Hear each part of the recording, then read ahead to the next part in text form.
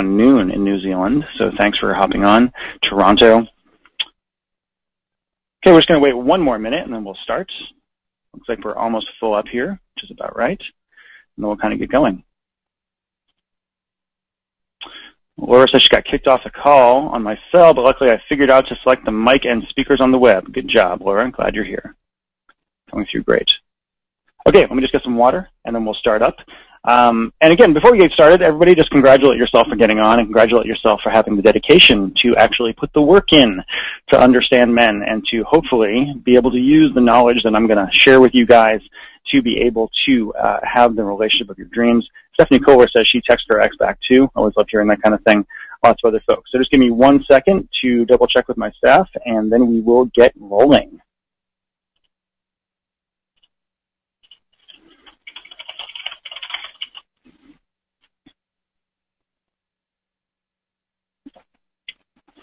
Okay, my staff is telling me that we are all good to go. Hopefully the magic of technology will actually hold on for us as we're going on here. So again, welcome to How to Know If a Man Really Loves You.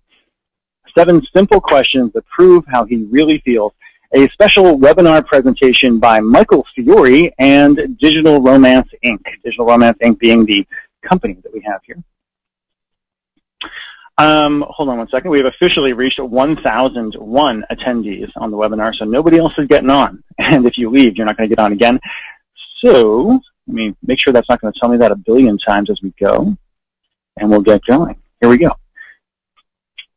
Before we get started, quick warning. Like I said, we have a lot of people, women, who wanted to get on this call, including a really long waiting list. Like I said before, we had 4,900 and something women who wanted to get on this call. If you leave the presentation for any reason, you will not be able to get back on. I personally apologize for that. I cannot control the magic of technology on this. GoToWebinar, which is a great service that we use, only allows 1,000 women or 1,000 people, not just women, on a call at a given time. And obviously this is a really hot topic. Obviously understanding how a man really feels about you, being able to basically read a man's mind and know how he feels is something a lot of women are interested in. Also, at the end of this presentation, I'm going to have something kind of cool for you that will completely alter the way you interact with men forever, and will have the man of your dreams chasing you, so stick around. Also, I'm going to promise you right now that after we are done with the presentation part of this, I'm going to spend as much time as I can, up to an hour I would say, answering your questions. So if you have particular questions that you want answered, I'm right here, and I'm going to do everything I can to give them to you. Obviously, with 1,000 women on the call, I might not be able to get to every single question, but a lot of the questions are going to be similar, I promise, and we'll go from there. So let's get rocking and rolling with the actual content here. Before we get going, who am I and why am I doing this call? Now, most of the folks who are on here probably know who I am. Maybe you've been on my email list. Maybe you've gotten one of my products or seen me on television. But really briefly, I'm Michael Fiore. I'm an internationally known relationship expert, which I do have one ex-girlfriend who finds that kind of hilarious, but lots of others who think it's a great thing. I'm also an Amazon and Wall Street Journal best-selling author for my Make Him Beg to Be Your Boyfriend in 6 Simple Steps book. That book was #1 in love and relationships on Amazon for over 3 months. I'm also an incredibly dedicated boyfriend. That picture you see right there of me in the red Elvis suit, that is in fact me kissing my beautiful girlfriend, whose name I'm not going to mention because I always promise her I won't give away too much details. And most importantly, above and beyond everything else, the reason I'm doing this call is because I'm a guy. And I'm a guy who actually really, really wants to help women understand men and help women have the best possible relationships with men and who men actually are. One of the things we're going to talk about is some myths that women fall for about who men are supposed to be, just like men fall for myths about who women are supposed to be. So why am I doing this call for my list of people here? The answer is because I kind of have to. See, several months ago, I sent one simple but powerful question to my email list of over 100,000 women. What was the question? If you had telepathy and could read the mind of any man, what's the one thing you would desperately want to know? If you didn't get that survey, think about it right now. What is the one thing that you would desperately want to know if you had telepathy and could read the minds of men? And we got hundreds and hundreds of responses to that question. responses such as, why does he look at other women? Why do men lie? Would he cheat on me? Is he cheating on me now? Why doesn't he talk to me? Why does he get so quiet? Why does he look at porn? Am I not enough for him? What does he think about me? Things like that. But one devastating question came up more than all of the others. In fact, this one question came up 10 times as often as the next one, with literally hundreds of women asking it in dozens of different ways. Now, can you guess what the question was? I bet you can. Because the question was, does he really love me? And I remember when we first did this survey and sent it out, I was talking to my staff, and I was kind of heartbroken, personally, because I kept looking at all the responses, and again and again and again, it showed all of these women saying, how do I know he loves me? Does he really love me? Does he really care about me? Or is he just using me? Is he just kind of stringing me along from there? And it broke my heart to see that so many women were in relationships where either the man was doing an awful job of showing how he really felt, or the woman was doing an awful job of reading the signals that their man was actually giving about how he actually feels, because men don't always give signals the way that women want them to. So, like I said, reading these responses from desperate women broke my heart and made me realize two things. There are a lot of guys out there who are really awful at letting women know how they truly feel about her. I know a lot of these guys myself. I even used to be one myself until I kind of figured these things out. And number two, a lot of women are making a fundamental mistake that makes it impossible to ever have a truly happy relationship with a great guy. They're either giving their love to a man who doesn't deserve it, pretty common, or are sabotaging their relationships by not seeing the signs of their guy's incredible devotion. And if you keep making this mistake, if you don't learn what I'm going to teach you about men and the unconscious ways we express love for a woman right here, right now, you're going to end up old and bitter and victimized and lonely and full of regret, like so many women who fell for the lies about men you've been fed since you were a little girl. In fact, I'm sure you can think of women like that who you already know. Maybe even women you're related to. Women who never found their Prince Charming, who spent years in awful relationships, who never had the love they deserved and are angry about it now. Or worse yet, women who found incredible love, who found great men, but didn't know it and let it slip through their fingers and who never got it back. Now, personally, I don't want that to happen to you. I want you to be happy. I want you to have the kind of love affair they make movies about. And I want you to have an amazing relationship where you feel truly loved and adored the way you're supposed to, where you're with a man who really gets you, loves you, keeps you safe, and celebrates you. So here's what I'm going to do. Over the next 20 minutes of this presentation or so, I'm going to give you a sequence of 7 simple questions you can ask yourself to kill doubt and anxiety, and know with almost 100% certainty whether the guy you're with or are dating truly cares about you, truly loves you, or if he's just using you or he's just stringing you along. Just ask yourself these 7 questions and be honest about the answers, because it's very easy to lie to yourself about these things. And you'll know if you're dealing with your very own Prince Charming who truly adores you and you should give yourself to, or a douchebag you should walk away from and never think about again. Before we get into the steps, though, we have to cover a few really important concepts about love and about men. And I recommend you take notes on these, because this is actually the stuff that I think is going to change your viewpoint on men and on love in a really important way. So concept number 1 is that a woman's insecurity can kill a man's love like poison on a flower. A woman's insecurity can kill a man's love like poison on a flower. What do I mean by that? Let's talk about what men say when you're not listening. Someday I'm just going to release a whole bunch of stuff about conversations I've had with guys talking about the things that we say to other men that we would never say to women. But here's a few brief answers I got to a survey I sent to men when I was asking them questions about what do they really, really want women to understand about men. And the first one is, it kills me when I tell her I love her and she doesn't believe me. I got variations of that over and over again. So many guys, really good guys, who just aren't as verbal, who aren't as good at communicating as women are, because men in general are not as good at communicating as women are, who find themselves devastated because no matter how much they try to show a woman that they really do love her, she simply won't accept it. Very, very common. Next we have, she's always asking me if I love her, and no matter what I say, she doesn't believe me. I hate it. Hate it.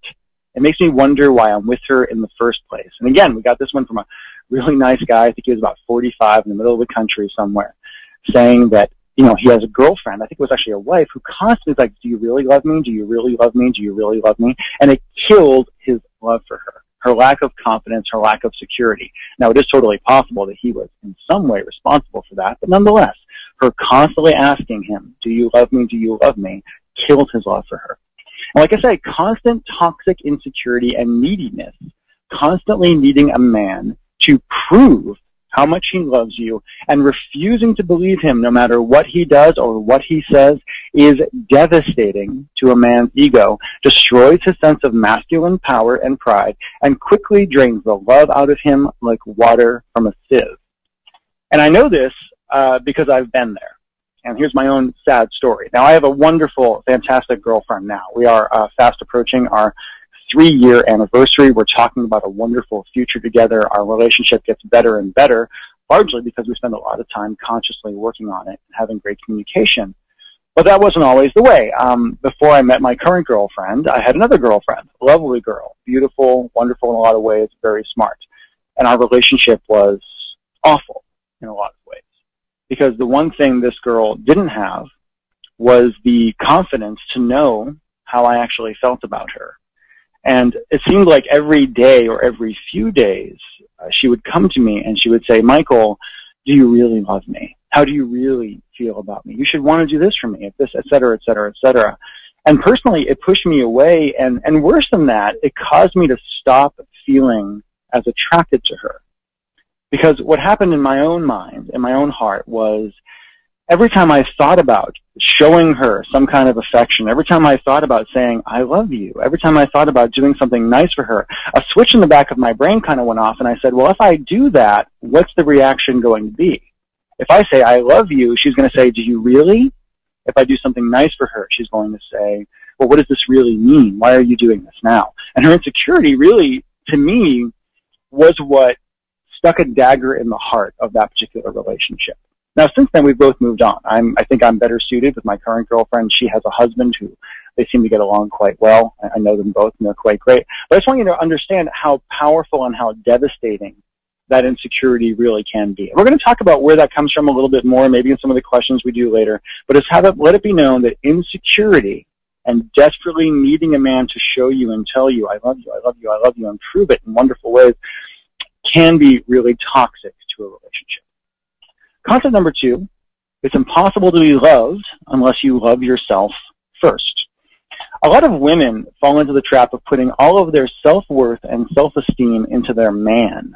And this is way too much pressure to put on a guy. If you don't like yourself, love yourself actually, it's going to be almost impossible to have a lifelong committed relationship with a guy. As I always say, a man can't make you happy any more than you can make him happy. But you can help each other along the way. One of the ways I kind of talk about this is people say, well, why can't you make me happy? Or why can't I make him happy?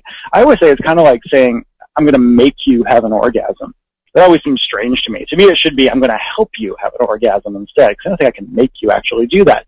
But the important part here is just to understand that your self-esteem, liking yourself, seeing yourself as lovable, seeing yourself as somebody who is worth being loved and worth being pursued and worth being fought for is the single most important thing to actually finding somebody who really can love you.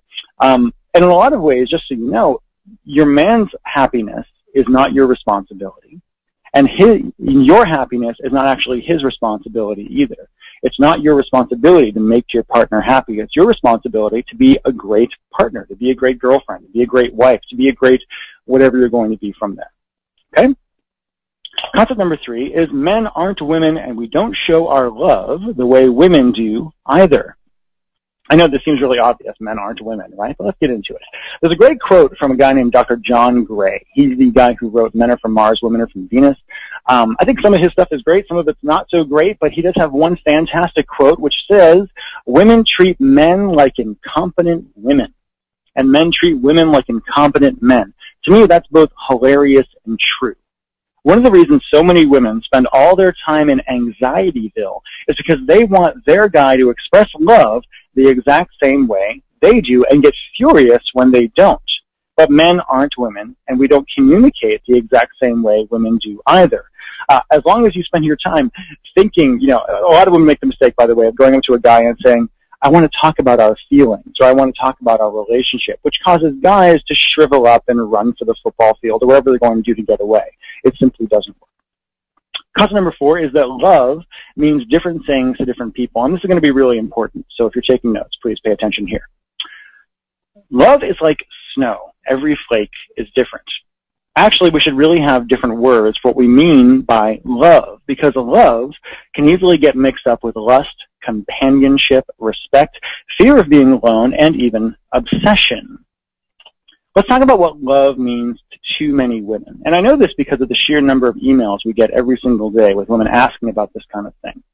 It seems to me that the word love, when a lot of women say, does he really love me? What they're really asking is he obsessed with me like that vampire from Twilight? Does he desire me and only me? Would he protect me from dragons? Does he think about me all the time? Does his penis shrivel up if he even thinks about another girl? Will he be mine forever and only mine? Does he love me? But basically, it seems to be a level of obsession, an incredible level of passion. They want men who think about them all the time, who have no other life outside of their actual desire for that woman, who are basically, in my opinion, stalkers. Now let's talk about what men often mean by love, and it's quite a bit different. What men often mean by love is, do I like how I feel when she's around? Or am I satisfied with her? Or does the idea of her with somebody else make me want to rip the head off a buffalo and wear it as a hat? Jealousy can be, in some cases, an indicator of love, as long as it's not too intense. If you're with a really jealous guy, you should get away. Now, I'm not saying that men aren't capable of deep and abiding love. I personally love my girlfriend in a very powerful and intense way, but even though I'm incredibly in love with her, I don't actually think about her all the time, especially when I'm working and things like that. I'm just saying a man's love usually is not of the crazy stalker variety some women seem to need to prove he's in love with her, and which would get him thrown in prison if it happened in real life. And this brings us to what I call the gap. Mind the gap. Now, if you've been to London, you know what the mind the gap thing is. Women want obsession and devotion, and men want appreciation and respect. Fundamentally, what a man really wants in a relationship is a woman who respects him for who he is, who is not constantly trying to change him, who is not constantly trying to transform him into something that he is not, and possibly could never be, by the way. And I feel the same way for men. Men should not be trying to change their women into something they cannot be either. But to be happy, both sides need to give a little or a lot and learn to read the signals the other is giving off. If you do it right, you'll fit together like a puzzle piece. If you do it wrong, you'll fit together like puzzle pieces from a different box, or whatever it's going to be from there. Now, I'm not saying it's all on you. Sometimes women write me and say, Michael, why do I have to be the one to do all the work? Why do I have to be the person to change, et cetera, et cetera? I'm not saying it's all on you. I'm not saying that you're the person that has to do everything.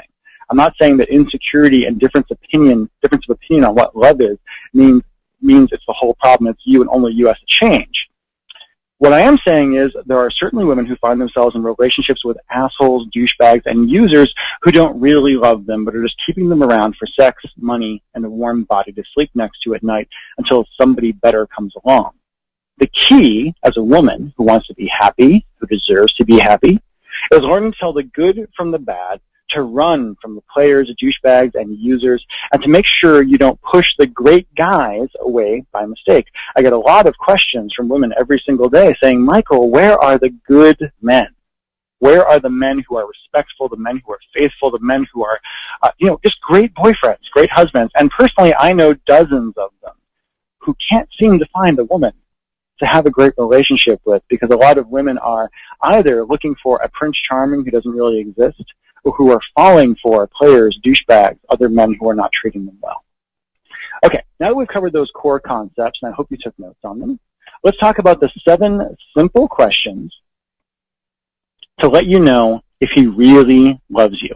And actually, for this part, I want you to get out a piece of paper or, open up a text edit program on your computer or something like that, and keep score as we go. And if you're in a relationship, what I want you to do is I want you to actually give yourself a score as you go down. Think about your boyfriend, think about your husband, think about that guy you're dating, and just mark down when you feel like you got a point and when you didn't feel like you got a point here as we're going on.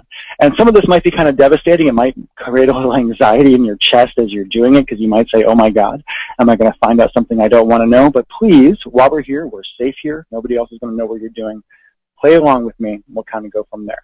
And some of these questions, by the way, are going to seem kind of obvious at first, but I guarantee you've never done this before, and I guarantee that if you actually go through this process with me, you'll be pleased with the results.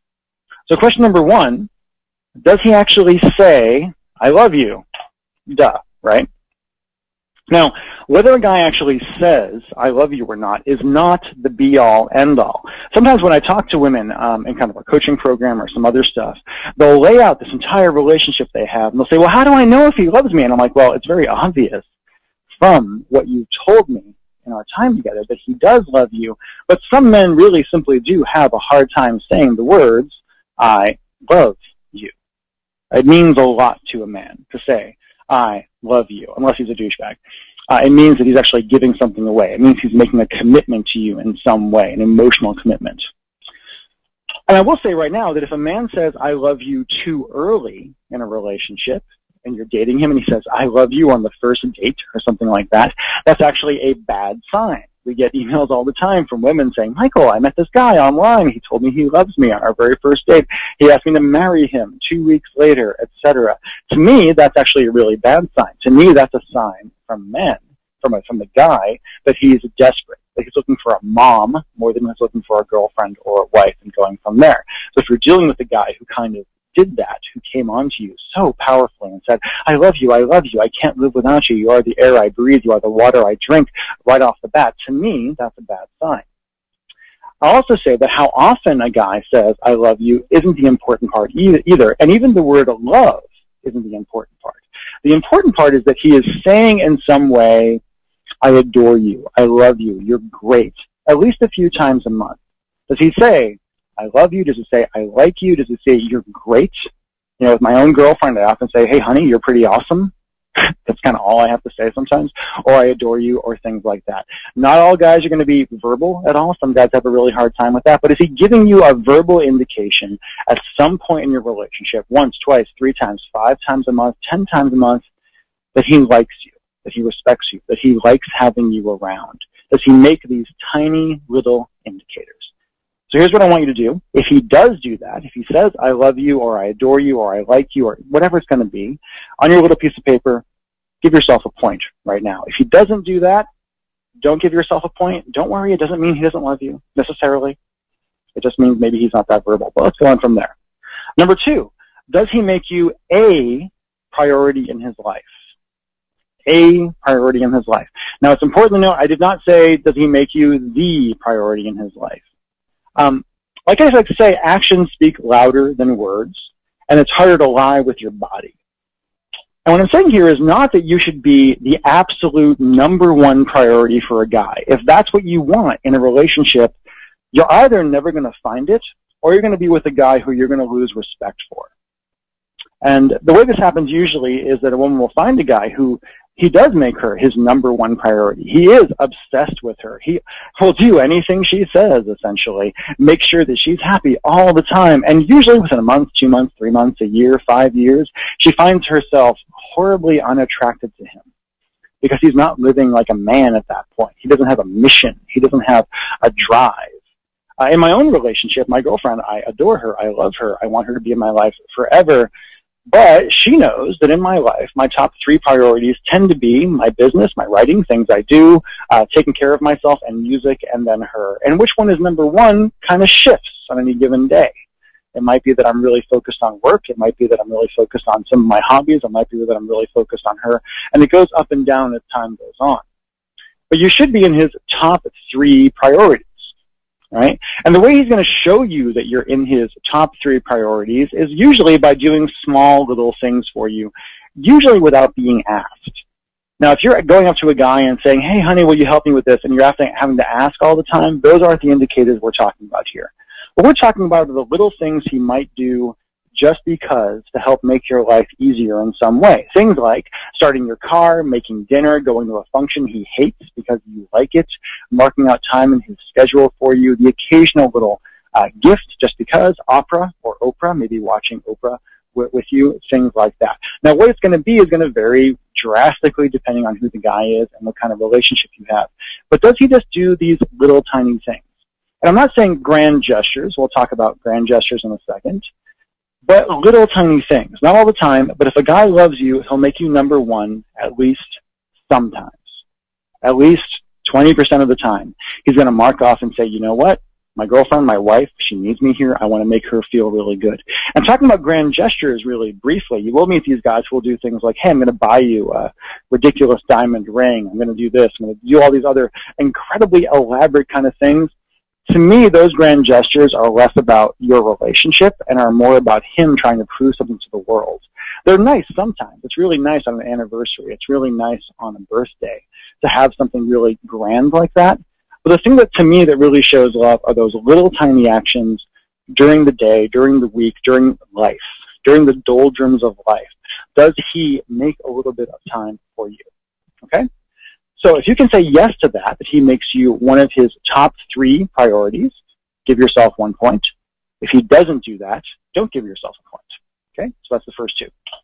Number 3, does he tell his friends about you and show you off? Does he tell his friends about you and show you off? Basic question, have you met his best friends and his family? Do his best friends and his family know about you? We get emails again all the time from women saying, I'm with this guy, we have sex sometimes, we date, he seems really into me, but I've never met his brother, I've never met his best friend. He won't be my friend on Facebook. He won't make me his girlfriend on Facebook. Things like that.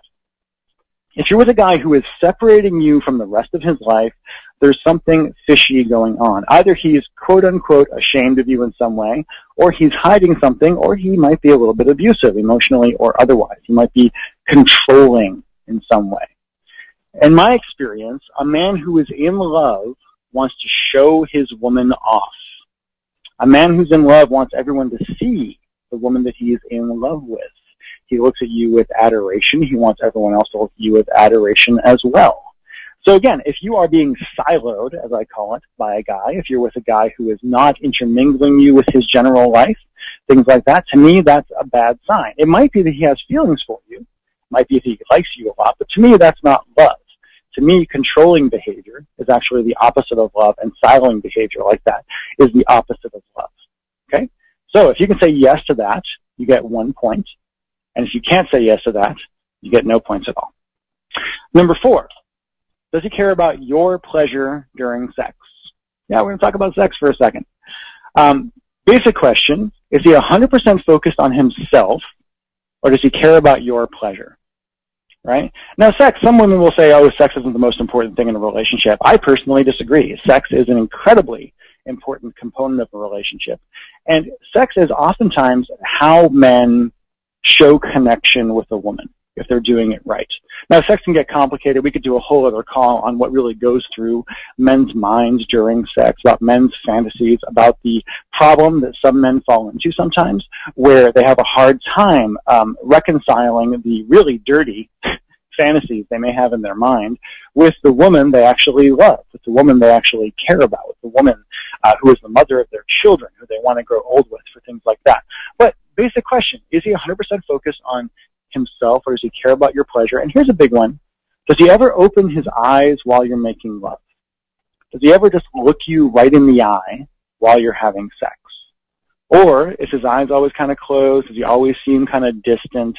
Does it seem like you're basically in bed with a stranger in some weird sort of way? And I'm sure this is actually raising some flags for some women who are on this call who are saying, yeah, I've kind of had that problem, actually going on from there. So 1 point if yes, no points if no. Okay?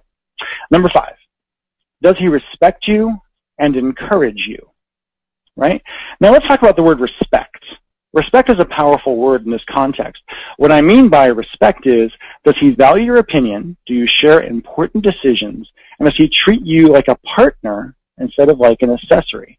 Also, Does he encourage you to have friends, interests, and passions outside the relationship? Jealousy is not love, so it's easy to get confused. You certainly want a guy who cares about you and does feel to some degree protective of you. You are, quote unquote, his in some way, things like that.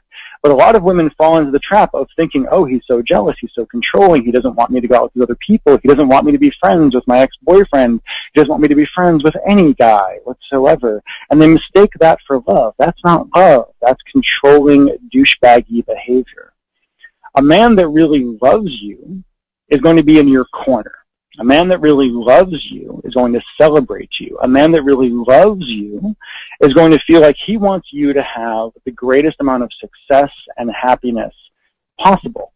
Now, that might mean sometimes that he doesn't get to spend as much time with you as you want, or that you go off and do things that in some way might be you having a quote-unquote separate life from him in some way. So this is a good thing.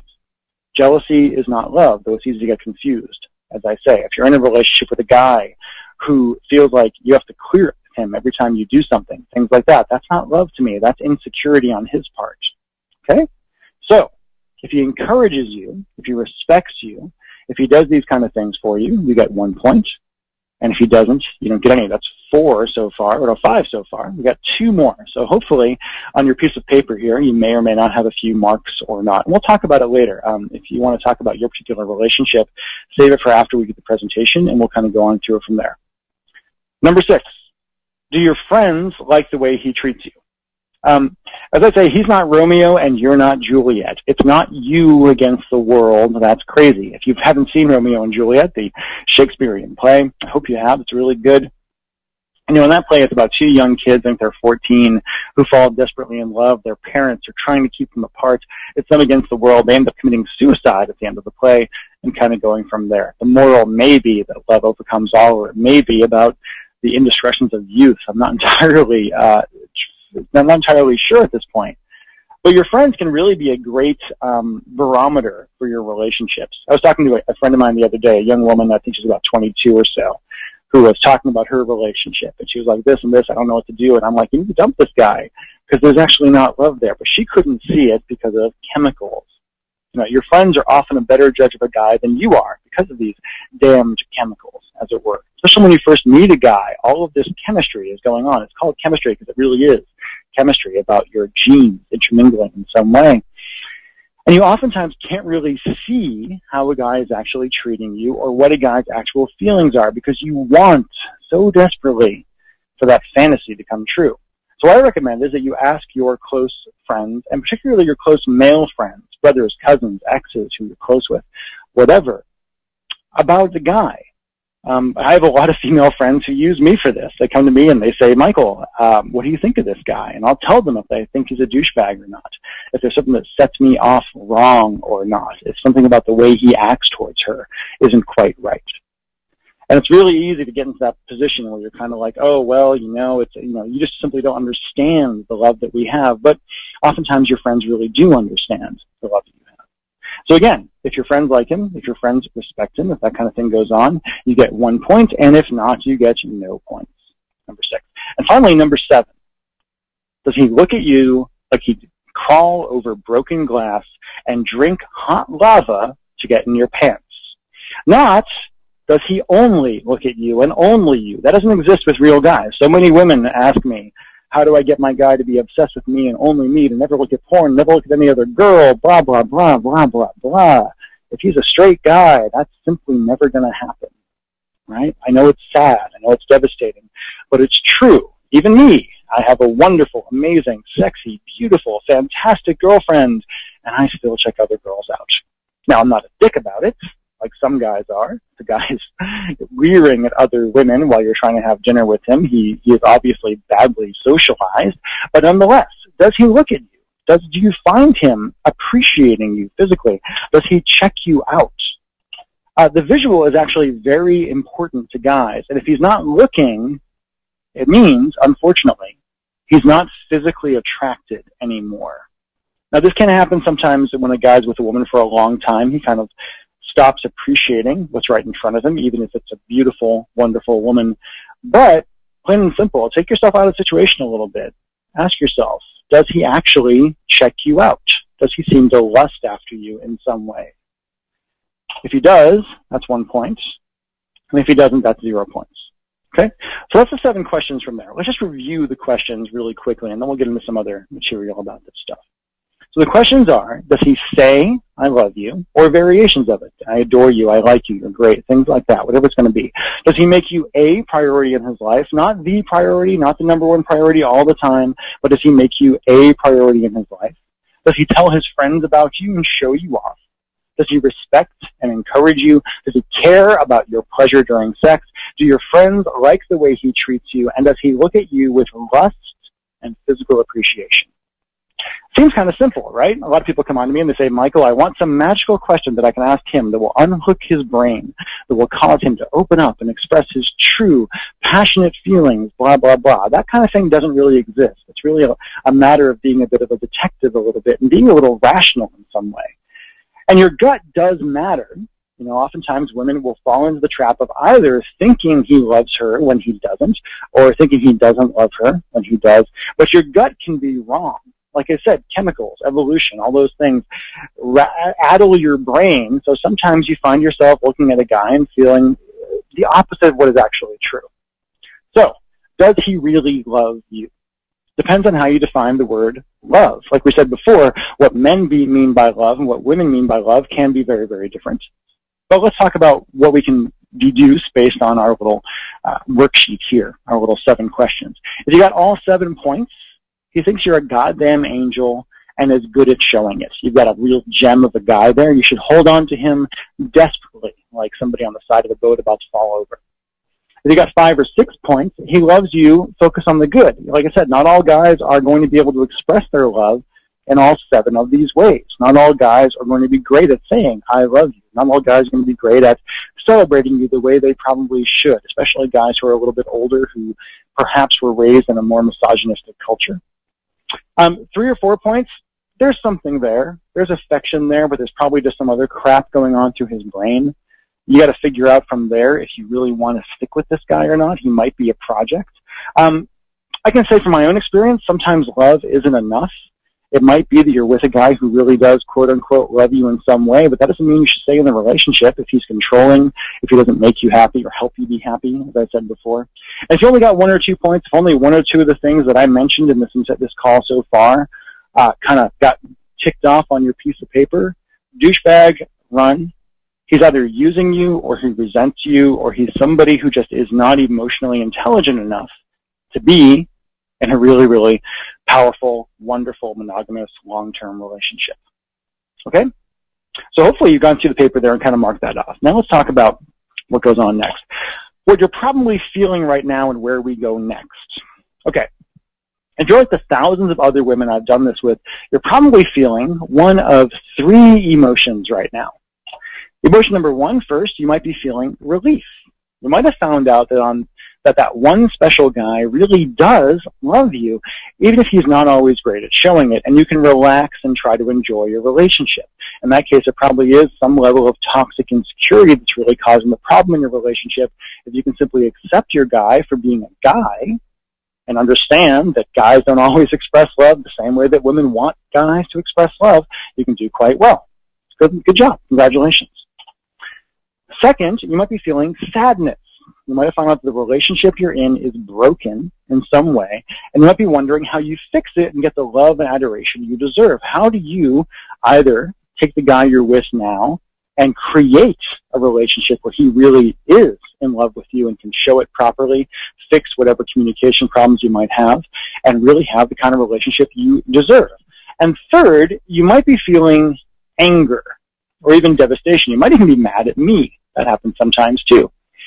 You might have found out he really doesn't love you the way you need and deserve to be loved, that he's used you in some way, that he's lied to you, that he's not the man you want him to be, and doesn't feel about you the way you need him to feel. No matter what you're feeling right now, though, I want to give you a very special gift. And the gift I want to give you is the magic power, quote unquote, to truly understand men, to connect with men, to communicate with men on a primal level, to never feel anxiety or doubt or anger with guys at all, to be that one woman who magnetically attracts wonderful guys and who inspires the guys you already know to step up and be the men you deserve. How? Well, do you remember at the beginning of this call that I talked about a survey? Remember, I asked women, if you had telepathy and could read any man's mind, what is the one thing you would desperately want to know? What I didn't tell you is that I also sent a survey to over 50,000 men. And I asked them one simple question that got a shocking response and that will change everything for you when it comes to getting the connected, wonderful relationship that you deserve. What was the question? What's the one thing you desperately wish the woman in your life knew but could never tell her? That could never tell her. And even though I didn't expect guys to say much, I actually, when I sent this survey, I figured we'll get a few responses. We'll get a few guys to say a few things, and all they'll really talk about is sex, right?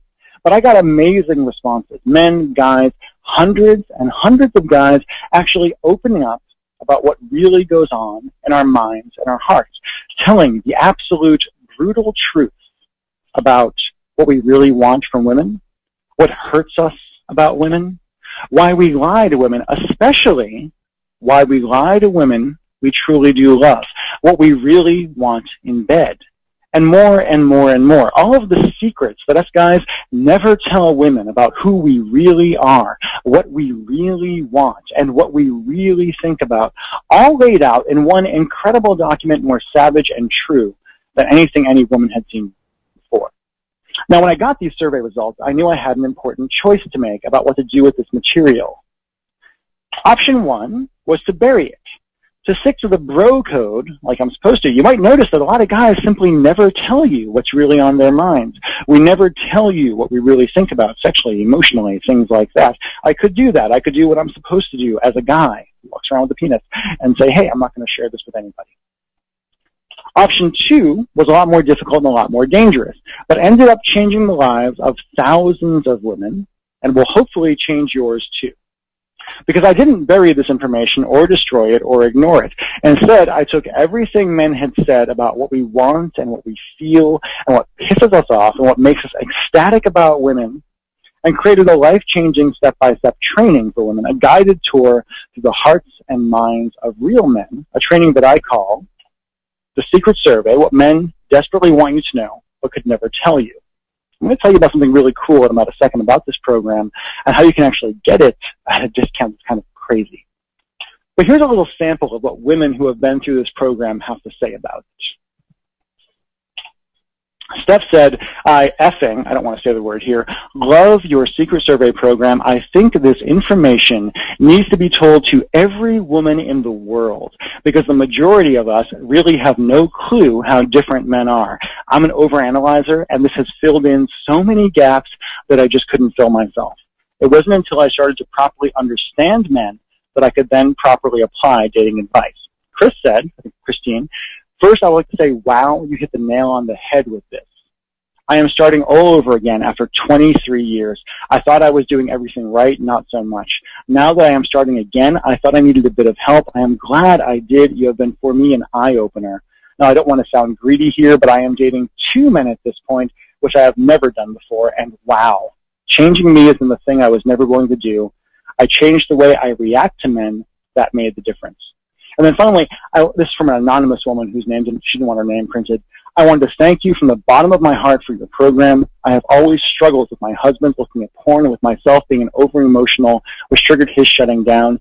Thanks to your guidance, we're finally feeling more open with each other sexually. And although I will never be 100% okay with him looking at other women, I am learning to deal with my own insecurities. Since I started your program, we've had an amazing time.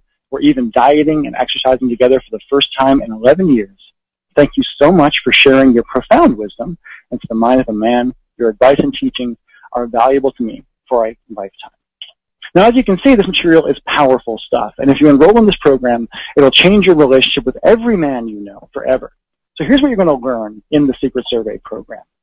The 3 reasons men lie to women and the simple conversational tricks you can use to cause any man to open up to you in 5 minutes flat even if he's been locked up like Fort Knox for years. Why men are like dogs and you're a bad owner, and how to interpret man speak to know exactly what's really going on in a man's head. The real reason men look at other women, the actual reason guys look at other women, even when he's in love with you. What he's really thinking when he stares at a girl walking down the street, what a wandering eye actually means for your relationship, and how to bring his focus back to you like a laser. Why men cheat on women they love. How love and sex truly intersect in a man's mind, and how to lay the foundation for a 100% cheat-proof relationship with a guy, or a guy would rather eat a pile of broken glass than even consider betraying your trust.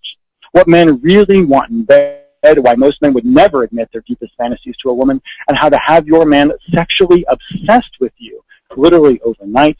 The simple, almost stupid thing almost all women do to emotionally castrate men. I guarantee you've said these words without even thinking about it and had no idea the devastating damage you actually did. The power of feminine vulnerability and how to use emotional judo techniques to massively multiply his desire for you. Why trying to make your man happy can kill your relationship.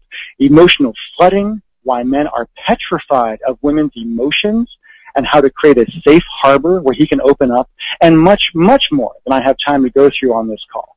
But here's my promise to you. Just go through the secret survey program, listen to what men really have to say, do the exercises, learn to understand men, and you'll be amazed at how your relationship with the men in your life transforms overnight. No more stupid arguments, no more begging and pleading for him to open up, because you'll already know exactly what's on his mind and how he feels. No more anxiety, no more anger, no more pain. And if you don't have a man in your life now, you'll be shocked at how easy it is to find amazing men once you go through this astonishing training and become that one magnetic woman wonderful men can't resist. Okay, I think you can feel how much you want this. So let's get to the brass tacks and talk about the special price I've got for you just for taking part in this call. First, the bad news.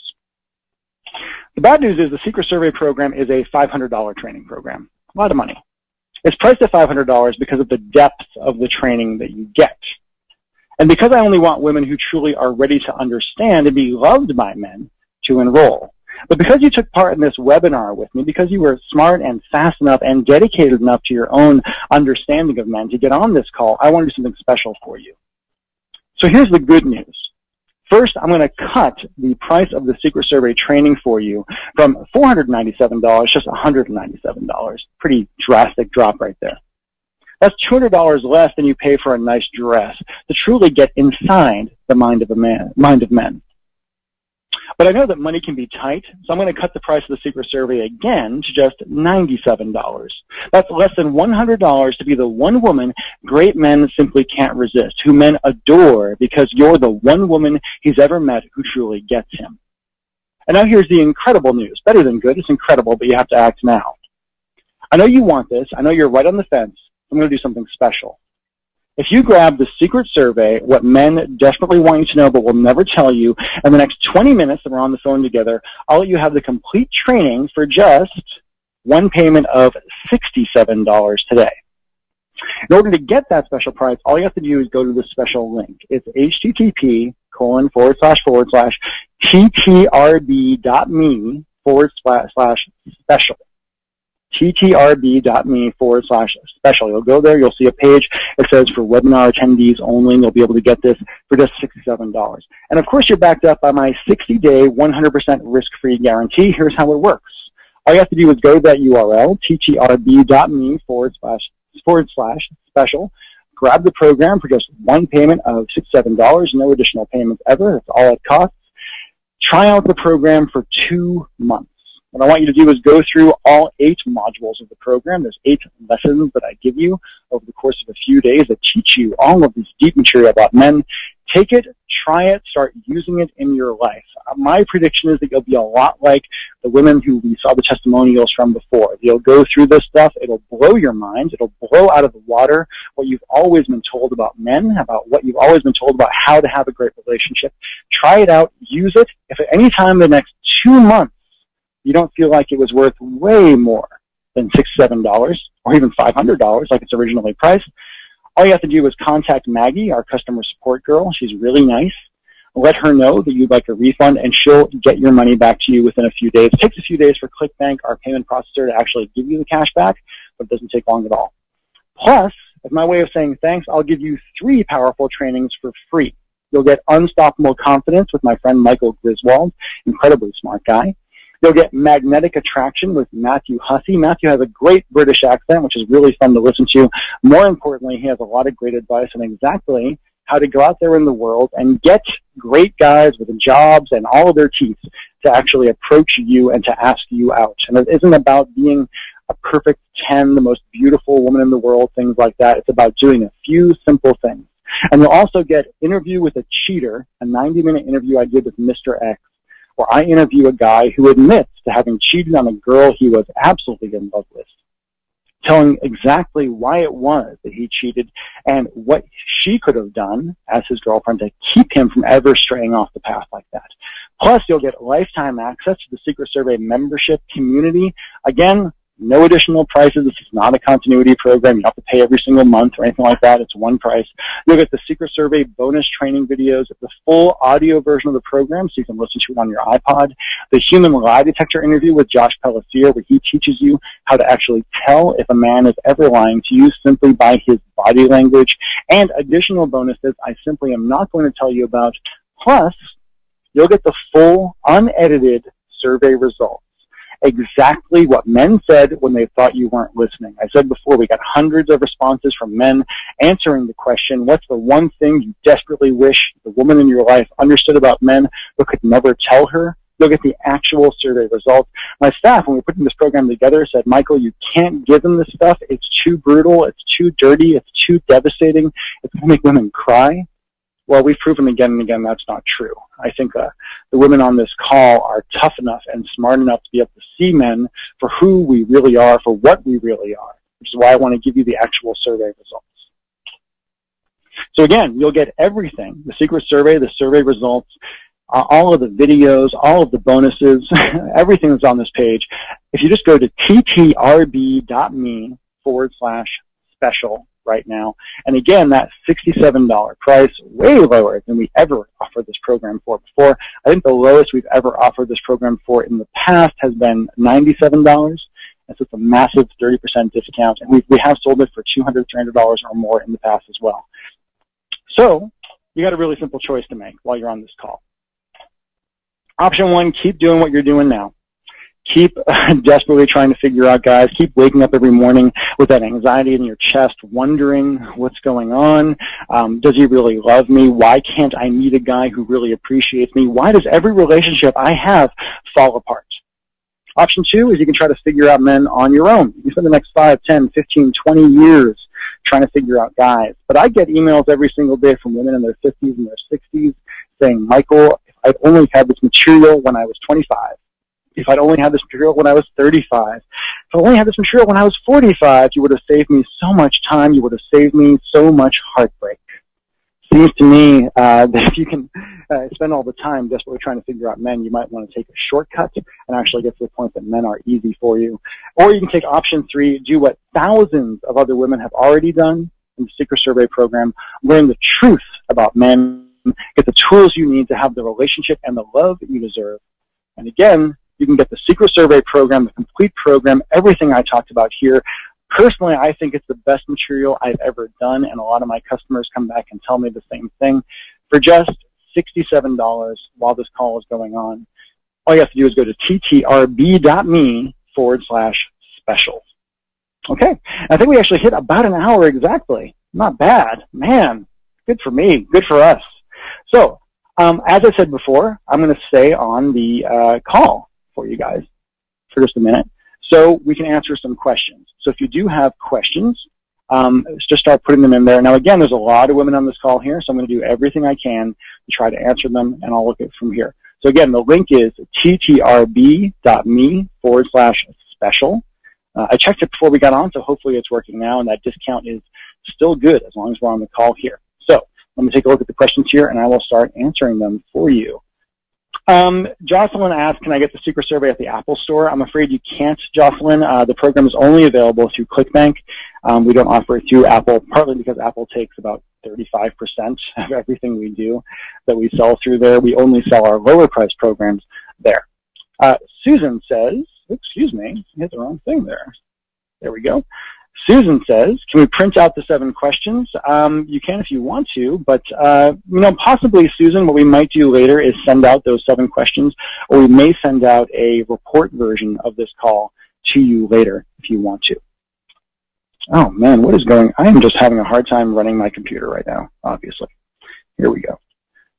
Debbie says, does the question of loving yourself apply to a man as well? Yeah, Debbie, it really does. And I can talk to you about my own experience with this, because about 3 or 4 years ago in kind of a previous career, I was doing pretty well. I was making, over $100,000 a year doing what I was doing, but I could not find a woman who I could have a really successful relationship with. I found myself in relationship after relationship where things kind of fell apart horribly. And I remember I was on a beach in Mexico once on vacation, and I technically had everything that I thought I wanted in life, and I was standing on the beach and looking out at the water, and I found myself horribly depressed in the middle of the most beautiful place in the world, surrounded by beautiful people, beautiful friends, and found out that I really had been living my life in a place of self-loathing for a long time, that I've been living my life as somebody who just simply did not like myself, who saw myself as a toxic, noxious creature who people shouldn't be around. And really, it wasn't until I personally learned to like myself. Actually, the I Like Myself game, which you get as part of Check the Romance Back, as well as the Secret Survey program, came out of that time in my life when I was desperately trying to figure out how is it that I'm going to learn to actually like myself, to really be there for other people. So yes, the concept of loving himself does count. And if you're with a guy who doesn't like himself, who is horribly depressed all the time, who hates himself all the time, then that's not a good place to be. I recommend that you actually get the I Like Myself game, make him go through it, or maybe help him get therapy. Let's see what else we got here. Oh, I'm just going to keep hitting that wrong button. Let's put it back. There we go. Let's see here. Fernanda says, can I have the website one more time? I'm going to get it now. Great, Fernanda. The website, again, is ttrb.me/special, SPECIAL. You'll have to put the http:// before it. That'll bring you to a page where you can get the special deal. It's only going to be available for a little while. But congratulations, Fernanda. Thanks for getting it. Also, thank you to Robin for grabbing the program, and thank you to Cynthia for the program. It looks like we've had quite a few folks, actually, grabbing it so far, according to what I'm seeing on my screen. Amanda says, I've been dating a man who, based on your questions, is head over heels for me. Congratulations, Amanda. That's awesome. However, he's emotionally scarred and doesn't seem to want to admit it. How do I give him the opportunity to admit it and move our relationships to the next level? Ideas, please. Amanda, that's a tough one, getting him to kind of admit that he's had problems. I'm going to assume from your question there's been some kind of problem with an ex-girlfriend. Maybe he had an ex-girlfriend who cheated on him. Maybe he had some other kind of really horrible problems like that. The best thing you can do, though, at this point is simply be there for him and accept the fact that he really is head over heels for you. And show him through your actions that a relationship doesn't have to be as bad as what he's had before, that it really can be positive. I mean, it took me with my own girlfriend. I wake up every morning marveling at the fact that our relationship is as connected, as good, and as wonderful as it actually is. And over time, I don't know how long you've been dating him, but once you've been together a little bit longer, once you've been together and can start thinking of yourself as a unit in some way, then you can really start having conversations. I'm going to release some new material in a while, by the way, that talks about how to get men to really open up and talk about their feelings, because it's not the same as how you get a woman to talk about her feelings. Women will often say, let's talk about our feelings, and that works great, whereas for guys, that's like kryptonite. It doesn't kind of go from there. Tiffany says, Mike, I am the dumper because he wanted me, but I never wanted more than a 3-day-a-week, but he never wanted more than a 3-day-a-week girlfriend for 5 years. Is the Text or X Back program for you? I have been working on it, and I am at day 14 of no contact. He's trying to see me every weekend with last-minute text, but never offers more than a date, et cetera, et cetera. Yeah, Tiffany, we have a lot of folks who end up dumping their exes and find out later they really did not want to dump their exes and go from there. The program works really, really well. I also do recommend the Secret Survey program as well, because it'll give you a lot of insight into exactly how it is that men work, into exactly why it is that he might not want more than a 3-day-a-week girlfriend and how to be the woman who's willing to change that for. For my own life, when I was single, by the way, I wasn't looking for a girlfriend when I met my current girlfriend. I was single, I was dating multiple women, I was having a good time, and then I met her, and she changed everything for me. Literally overnight, I decided that I was going to end everything I was doing with other girls, including having sex, and her and I have been together, monogamous, and really happy ever since. Okay? April says, if the man in my life keeps saying to me that he knows what he wants but can't have it right now, what does that mean? He tells me that he has to have money before he can move here to my place. Why is that a problem for him when I have more money than we can both spend in a lifetime due to my parents' death? He is aware of this. This is all about masculine pride, and I'm going to tell you right now, and if I was in a similar situation, I would not feel comfortable moving to where you are either. Most men have a really hard time being kept men. For me, the idea that I would be with a woman who would handle everything financially, this is totally sexist, misogynist, stupid, also true. It would really bother me. It wouldn't really go from there. A man needs to feel like he has a mission. A man needs to feel like he has accomplishment in his life. And if he feels like you're just handling everything and he just kind of gets to hang out, it's simply not going to work. So it's really just about his deep feeling of inadequacy and his feeling of not being useful. That's what's going on from there. Your parents' death, the money that you got from there, the inheritance you got, it's great that you have it, but he needs to feel like he's accomplishing something every day, can stand on his own 2 feet. Okay? Natalie says, Michael, thanks for doing this program. I am in the middle of the Text or X-Back program. I sent my second best of the relationship text, and he hasn't responded. However, going over these 7 questions, when we were together, I said yes to all 7. He started texting me a lot when I started the program, but now that I'm going further in the program, he's texting less and less and isn't even initiating. What is going on? It's a little hard to exactly know, Natalie, because I don't know exactly who the guy is or what's going on from there. But the main thing is just to continue on with the program and keep going as it's kind of scripted out. If you don't get a reaction to your best of the relationship text, that's okay. A lot of times when folks don't get reactions to best of the relationship text, it's because the person on the other line is having a pretty emotional reaction to it and is even a little confused by it. So if you're not getting a reaction to that kind of text, I recommend you go back a little bit and start using some of the across the bow things like that again. Okay? Let's see what else we got here. And Nina says, let's see here. Jackie asks, what does it mean when he says, I love you, but I'm not in love with you? Is it retrievable? It means he wants out. That's all it really means. It's a nice way of saying, goodbye without actually having to say goodbye. It's, in my opinion, the cowardly way of saying goodbye without saying goodbye. And what it really means is, if you think about the questions I asked you before, Jackie, it means he's just not attracted to you in that way anymore. It doesn't mean you're not attractive. It doesn't mean you're not smoking hot. I don't know. It just simply means for whatever reason he's not feeling that for you, and he's using I love you, but I'm not in love with you as an excuse. He's trying to be the nice guy. And unfortunately, oftentimes when we try to be nice, when we try to be the nice guy or try to be the nice woman, we end up doing a lot more damage and being a lot meaner than we want to be. An example of this is when folks do the fade out. You're dating somebody, a guy or a girl, and things are going pretty well. You're really into them. There's physical chemistry. Things are going on. And then all of a sudden, they stop answering your calls. All of a sudden, they stop talking to you. All of a sudden, they simply disappear. And a lot of times when folks do that, maybe you've done it yourself, they feel like they're being nice. Well, hopefully this guy will get the hint. Hopefully this woman will get the hint. But it doesn't really work that way. All it really does is cause rage. Now, the more mature way for him to handle this would simply to be, I just don't have those kind of feelings for you anymore, and move on. And if they're gone, it can be really, really hard to recreate them. But he's trying to be nice. If I were you, I'd recommend go through the Secret Circle program, get it at the discount while you can. You'll learn a lot about guys and what some of this coded language actually means from them, and try to move on with your life. The best revenge is going to be being attractive, being happy, being independent. If you have your own life, if you pull away from him, he may chase you at that point. Human beings are crazy that way, by the way.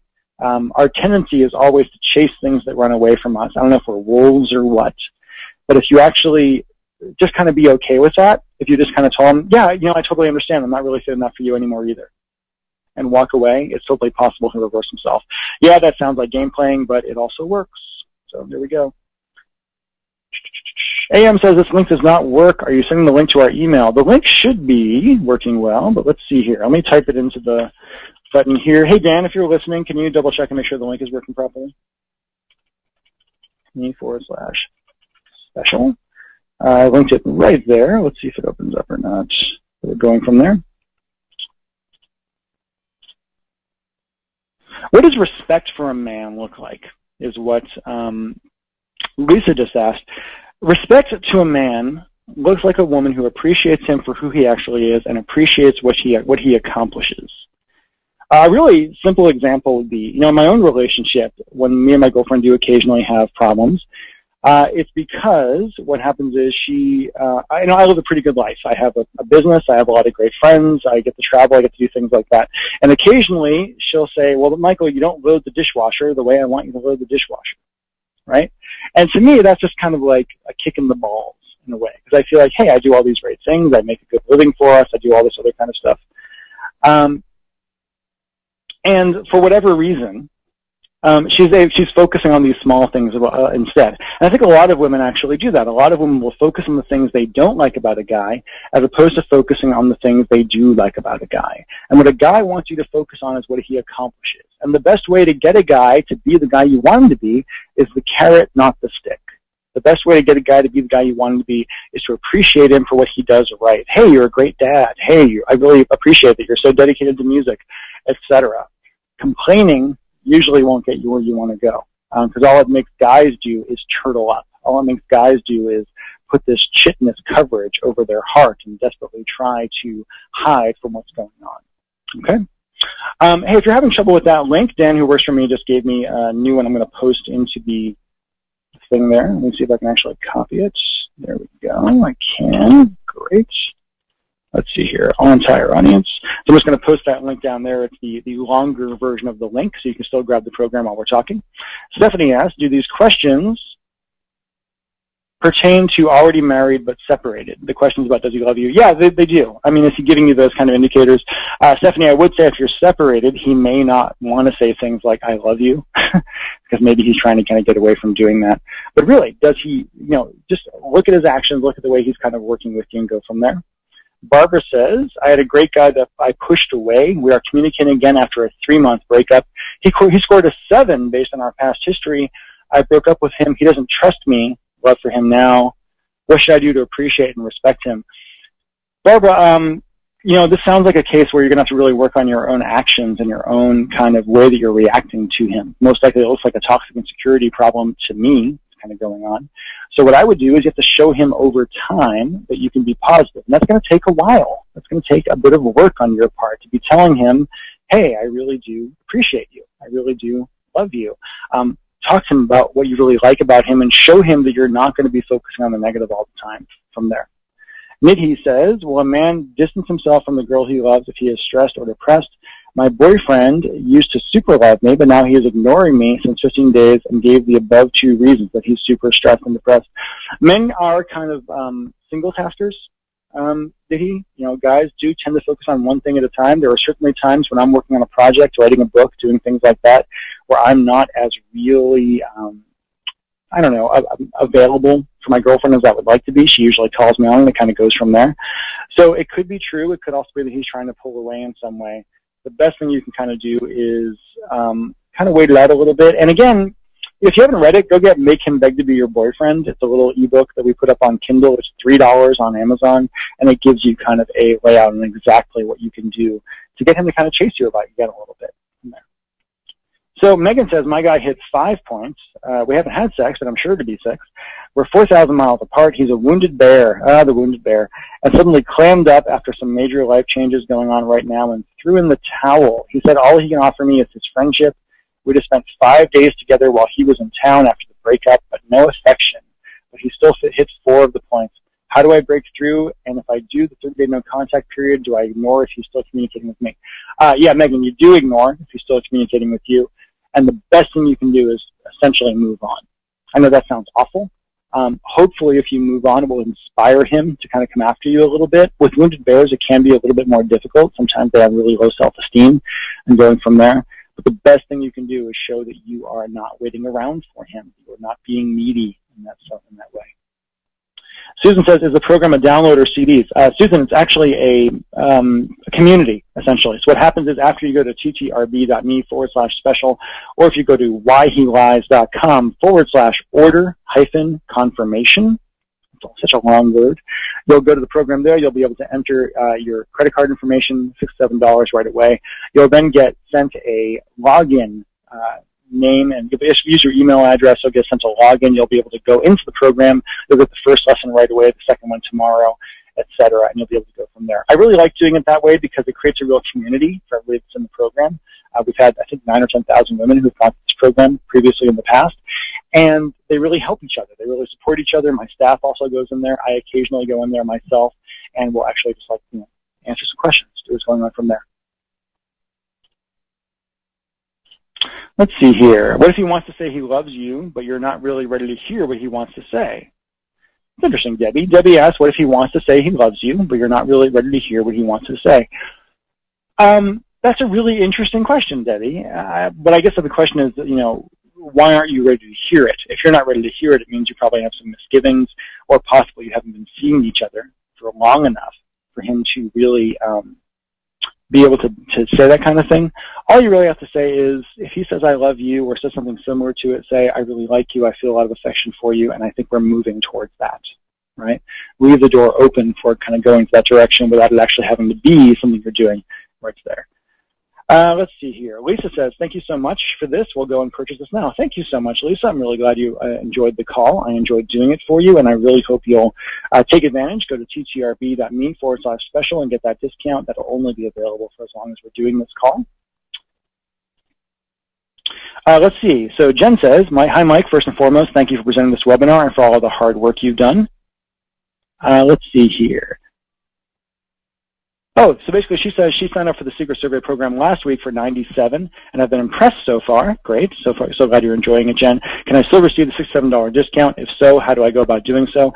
Hey, Jen, yeah, we'll take care of you there. Since you came onto the webinar, all you have to do is contact Maggie over support, let her know that you're on this call, and we'll figure out a way to take care of you and make sure you're taken care of in whatever way we need to. Marianne says, when meeting a man online and going out for several months, at what point should both parties get off the dating site? Dating site. When there's a commitment. There you go. When there's a commitment. And not when there's like an assumption of a commitment. What you're basically asking is, hey, I was on a dating site, he was on a dating site, we've met, we went out, now we've been dating for a while, and we're both still on the dating sites. For me, never assume a commitment until the words have been spoken. A lot of women drive themselves crazy because they meet guys, they go out, they have sex, they do all these things, and they think, hey, I'm feeling this way about him. I think of him as my quote-unquote boyfriend. Why doesn't he think about me the same way? Going from there. Until you actually have the conversation where you say, hey, I think we're a thing now. We're a unit. We're boyfriend and girlfriend. We're exclusive in some way. You cannot assume it. So, Marianne, have the conversation with your guy and kind of go from there. Eleanor says, can I get the special next week on my payday? Unfortunately, Eleanor, probably not. It will most likely not be available at that point. Alex says, can a great guy still be using you? What's the extreme being best friend with him loving you? Yes, a great guy can still be using you. Usually, in that case, it's because you're in some way giving him the opportunity to use you. That sounds harsh. That sounds awful. Usually the way women do that kind of thing is by, for instance, agreeing to be in a friends with benefits relationship when you actually want more. This happens all the time. I talk about it and make him beg to be your boyfriend. Where a lot of women will go to a guy and they'll say, hey, I really like you, and he'll say, well, I'm not looking for anything serious right now, but if you just want to fool around, and she'll say, I'm okay with that, that's totally awesome, and we'll kind of go on from there. In that case, he is kind of using you, but he doesn't really know he's using you. He thinks you're okay with it. If you want a guy who you're in a friends with benefits relationship with to want more, step one is always stop having sex with him. But guys are complicated. Even great guys, quote unquote, are still guys. As I talk about in the Secret Survey, women will be like, well, real men don't watch porn. I'm like, well, they do. I know I can count on 2 fingers of one hand the number of men I've ever met who don't watch porn, and one of them just doesn't have a computer, basically. So it kind of goes from there. Guys are more complicated than that. There is darkness in men. There are things, lust, all these other kind of things. It doesn't mean he's a bad guy. It doesn't mean he's not a great guy at all. Just like women, men are complicated. Chris Kasulki says, My boyfriend and I have been together for 9 months. Neither have said I love you. He gets 6 out of 7 points. Good job. And I am really wanting to tell him. The guys want to say it first. Can I tell him and how so he doesn't feel pressured to say it too? Great that you got 6 out of 7 points. That means he's really totally freaking into you, which is great. And if you want to say it, at this point I would say it. It's been long enough in your relationship, 6 or 7 months in, that you can just kind of say it. And whether he feels pressured to say it or not, I think you just kind of lay it out there and say, listen, I don't really care if you say it or not, but I just want to say I love you. And kind of go from there, and whatever that means. Just don't make it a big deal. Don't make it like, some kind of movie, like, there's violins playing in the background, all that other kind of stuff is going on. Just say the words and go from there. Let's see what Roxana says. Roxana Ramirez. Roxana, I love your name. You should be a DJ on the radio or something. Roxana Ramirez here. So Roxana says, I scored all the points, all 7 points of does he really love me? I had all of that, and then after 2 days after vacation, he broke up with me and said he doesn't want to be in a relationship anymore. What is up with that? Well, it's possible he just doesn't want to be in a relationship anymore. It's also possible there's other stuff going on in his life that you're simply not aware of. And sometimes that happens. Unfortunately, what really kind of happens sometimes is that you don't always get the answers. I dated a woman years ago who I fell head over heels for, and she was coming off a bad relationship, and we had incredible chemistry, and blah, blah, blah, and I really fell for her. We dated for a month or two, and then she kind of disappeared. We ran into each other years later and kind of talked. And basically, it was just that there was other stuff going on. She was dealing with her ex-boyfriend who was kind of crazy, all this other stuff. You simply don't know, and you don't always get to know, unfortunately, about what's actually going on. It could be that he feels a lot of affection for you, but doesn't like himself very much, doesn't have the self-esteem that is necessary to really be in a great relationship. Kind of going from there. Let's see what else we got here. Robin says, Michael, just curious, how many times does a man need to hear a woman say, I love you, those exact words? Not really any, honestly. Most men. It's going to vary depending on the guy. There's a great book called The 5 Love Languages, which talks a lot about how different people kind of accept love and going from there. It is very powerful. When my girlfriend tells me I love you, it means a lot to me at this point. But it's not about hearing it all the time. I don't keep track of how often she says those words. I probably say it every day to her because I like saying it. I'm a verbal guy, kind of going from there. But again, for a guy, respect is more powerful than quote-unquote love. If you're showing him that you respect him, that you worship is not the right word, but just kind of respect who he is, that you think he's great, that you think he is a world-shaking, awesome, powerful, wonderful alpha male guy, that's going to be a lot more powerful for a guy than hearing the words, I love you, right? I respect you. I'm proud of you. Tell a guy you're proud of him, right? Next time he does something great, whether it's he plays a show with his band, or he scores a goal playing basketball, or he just gets like a promotion at work or has a project go well, just say, honey, I'm really proud of you. You're amazing. You're wonderful. Try that. You'll get some really great results. Let's see here. So many questions. I'm going to get through as many as I can while we're here.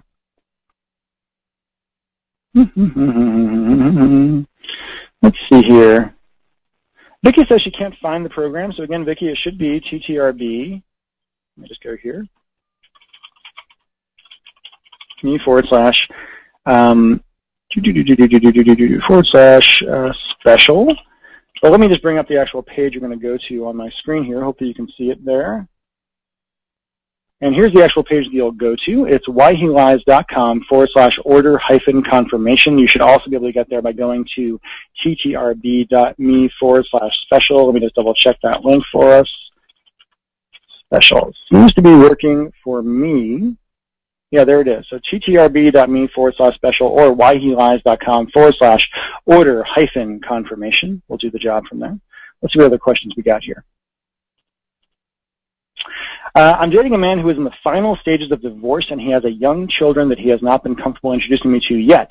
Does that change anything about question 3? Does he tell his friends about you, and have you met his family? And 6, do your friends... Yeah, in this case, Laura, it definitely changes that. I'm not a fan of introducing somebody that you are dating to your children too early.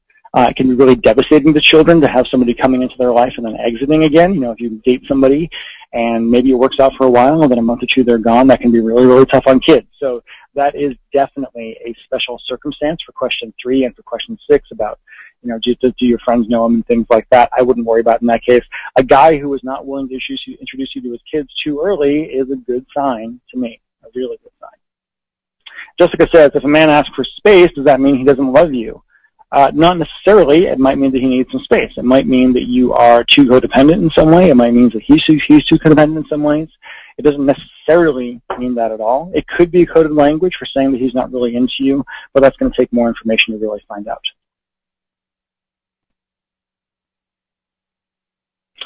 Let's see. Corinna's asking a question that is, I think, a little too intense for this particular call. She's asking about a master-slave relationship. Maybe we can cover that some other time. Let's see here. Alina says, I'm a dork. Order done. Oh, good. It did work for you. I'm good. Oh, Ina, I'm sorry. I said it wrong. Congratulations, Ina. I really hope you enjoyed the program. Really enjoyed it. It's great stuff. Lori says, I met someone online, and he says he doesn't want to jump into a relationship, but his actions are different. He calls, checks in, texts daily. Is this his way of showing he does want something? It might just be his way of showing that he wants your attention. It doesn't necessarily mean that he wants a relationship. What I would say in this case is observe his actions, but pretend that you are paying attention to his words, if that makes any sense. If he says he doesn't want a relationship, but he's still checking in, treat him like he doesn't want a relationship, which to me at least means you're going to date other people, and you're just going to be open about that. You met him online, he doesn't want to jump into a relationship, okay, well, you're just dating other people. That's no big deal. Shouldn't be a big deal to him if it's not a big deal to you, if he truly doesn't want a relationship. So just kind of go along with that. It might drive him a little bit crazy, and if he really does want more, maybe this will be what gets him off his butt and actually does it. Okay? Angelina says, I know he loves me, but he forgot my birthday yesterday, and it kind of bothers me. I know he is very busy with work overseas, Angie. Yeah, just because he missed your birthday does not mean he doesn't love you. It might just mean he's dumb. And guys are sometimes dumb. Guys are sometimes just like, hey, you know what? I just totally forgot, that kind of thing going on from there. Best thing to do for you is to talk to him about it and say, you missed my birthday and it really hurt me. And don't be angry about it on the phone. Don't yell at him, but just say, I'm really disappointed that you missed my birthday. See how he reacts from there. If he acts conciliatory, if he acts like he's really sad about that or sorry about that, good sign, kind of going from there. Okay? Let's see here.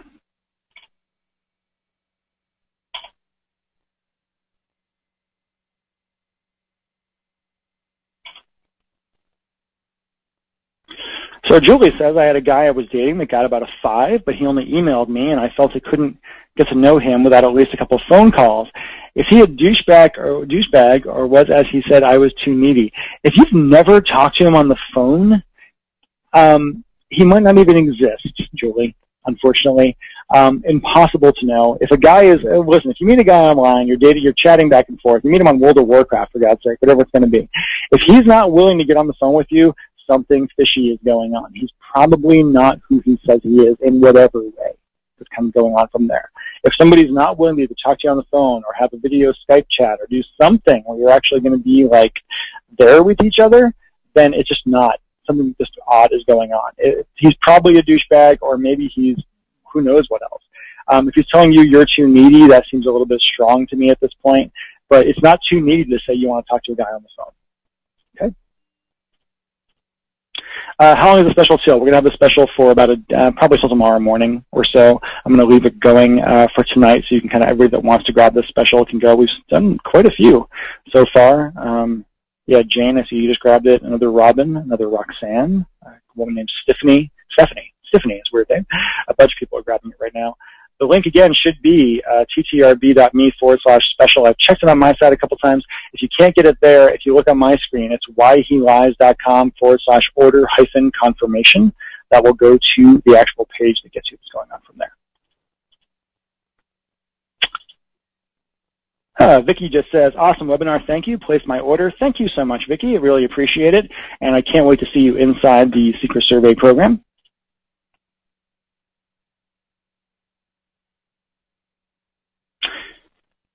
So Charlie is saying, I have typed it in and it gives me men who women adore and others, but nothing about Secret Survey. That's really, really odd. So again, it should be ttrb.me/special. If you're not getting that link, I apologize. We definitely tested it quite a few times while we're kind of going through this. So, yeah, it's definitely working for me. And again, if it's not working for you, just go to whyhelies.com, order-confirmation. Let's see here.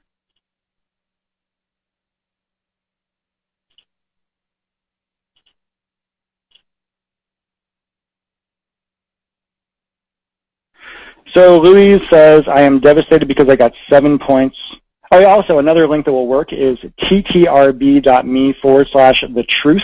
If you go to ttrb.me/the-truth, that'll also work to get to the link. Louise says, I am devastated because I got 7 points. However, my boyfriend left me 5 weeks ago, and I realized I made all the neediness mistakes you mentioned. I have lost a good man, and I'm desperate to get him back. Louise, the best thing you can do, to me, is go through, I think, yeah, like my self-game, it comes with secret survey. It's a really powerful tool. A lot of women write us all the time and say it was an incredibly powerful tool for them, did great things for them. It might be too late for you and your particular boyfriend. If you had a pattern of being just so needy all the time, he might have a really hard time ever coming back to you. But the best thing you can do at this point is work on yourself to be able to find a great man in the future. Okay? Just because one relationship ends doesn't mean you're never going to find love. It doesn't mean you're never going to find some kind of wonder in your life. It's kind of going from there. Okay?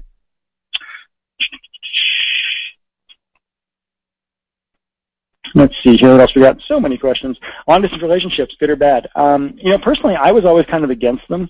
And then a good friend of mine named Adam actually changed my mind. You know, him and I were talking recently. He's my best friend in the entire world. I actually was the minister at his wedding. I ended up marrying him and his wonderful, amazing wife. They met while they were living 3,000 miles apart. Adam came to me and said, Mike, I'm thinking about moving to Connecticut to be with this woman. I said it was an awful idea. I said it was the worst idea known to man. I said, no freaking way that is ever going to work. You're going to be totally on her land. You're not going to have any friends there, etc. And then 2 years later, they got married. And she's amazing, and they're having a really amazing relationship. So just because a relationship is long distance doesn't mean it can't work out wonderfully. They sometimes don't, but they can work out incredibly wonderfully.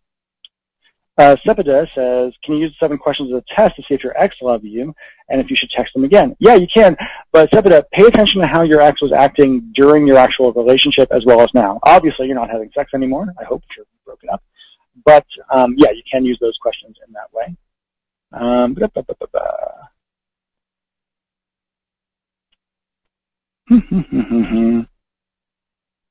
Sherry says, is this a dead-end road if you were dealing with a narcissist? I wouldn't date a narcissist if I were you. Just my kind of thing. There are people who are just way too into themselves, and you don't need that. You need a guy who is willing to be there for you, who is willing to stand up for you. Marie says, thanks for the brilliant advice. I'm glad I've been able to join you. Things have clicked in place. Sadly, it's taken 2.5 years. I'm listening to your call. Marie from England. Thank you so much, Marie. Really happy to hear it from you. Kim says, these questions made me realize he does love me. What is one thing I can do to change this for the better?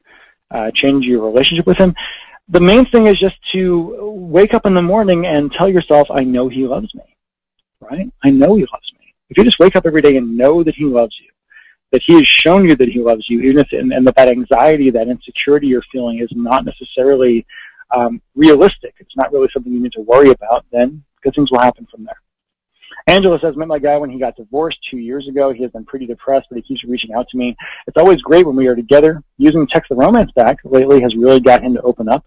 Told me on Friday he wants to spend his life with me. It's long distance. Haven't been introduced to his family or friends, but he told me a couple of times he showed my pic to his dad or brother.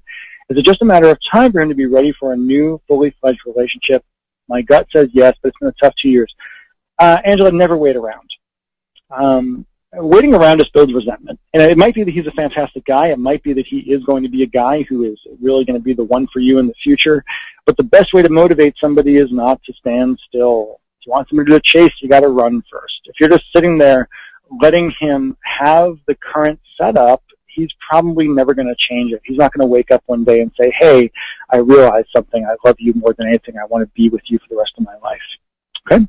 So if I were you, stand up for yourself. Walk on and see if he chases. Katrina says it has come up that she managed to get on the page, so there you go. Great. For the 7 questions, Kim says, some questions weigh heavier than others. I got 3 points, but I'm scared of what this means and if I can help to increase the score with him. You know, it really varies by relationship. Dan, who works with me, and I were talking about, should we do a weighted system? Should saying I love you mean more? Should making him a priority mean more?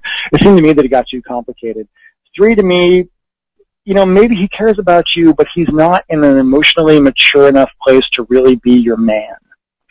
Right? And that, like I said, love is not always enough. I was in a relationship years ago, about 10 years ago, with a woman who I desperately loved, but we could not be together. For a number of reasons. There were sexual issues, there were other things that were kind of going on, and I woke up one day, I was like 24, and I realized that it just wasn't going to work, that we were never going to get to the point in our relationship where we were able to have a really great, loving, amazing relationship. Okay?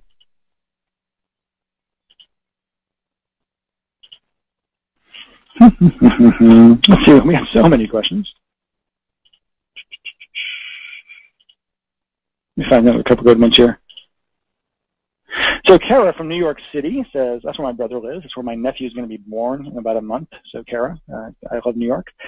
Michael, this has been great, and thank you for your time. My question is, if I've answered yes to most of the 7 questions and my relationship that I had was going well, we were talking marriage, etc., although we were long distance, why would he cheat? Yeah, we talk about this a lot in the Super Survey, about why men cheat. And the really difficult thing to understand sometimes is that men don't necessarily cheat because they don't love a woman. In fact, they've done surveys, they've done things where they've kind of discovered that something like 60% of guys who cheat on their spouses do say they love their spouses. And why do they cheat? Well, they cheat because they want to feel a sense of power. They cheat because they want to be with a woman who respects them, quote unquote, or worships them in some way. They cheat because they don't have the willpower to say no. It's hard for a lot of women to understand, but men don't really get hit on very often. As a guy, I'm a reasonably attractive guy, and the only people that really hit on me in a direct way are gay guys, right? It happens with women sometimes too. They give me the eye, things like that. That's fine, but it's not as direct as what happens with guys. And sometimes straight guys, they just kind of, you know, they're in a situation where they're out there in the world and there's a woman who comes on to them, and they simply have not built up the shield to be able to say no. Now, I don't agree with it. I think cheating is a reprehensible act, but it's also an incredibly common act and a very human act.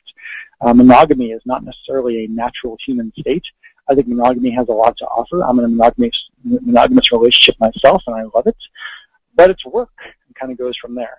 So just because somebody cheats doesn't necessarily mean that he doesn't love you or care about you. It could be about his own insecurity. It could be about basic lust. It could be about kinks that he has that he simply isn't able to express in his relationship with you. It could be a desperate need for some kind of excitement.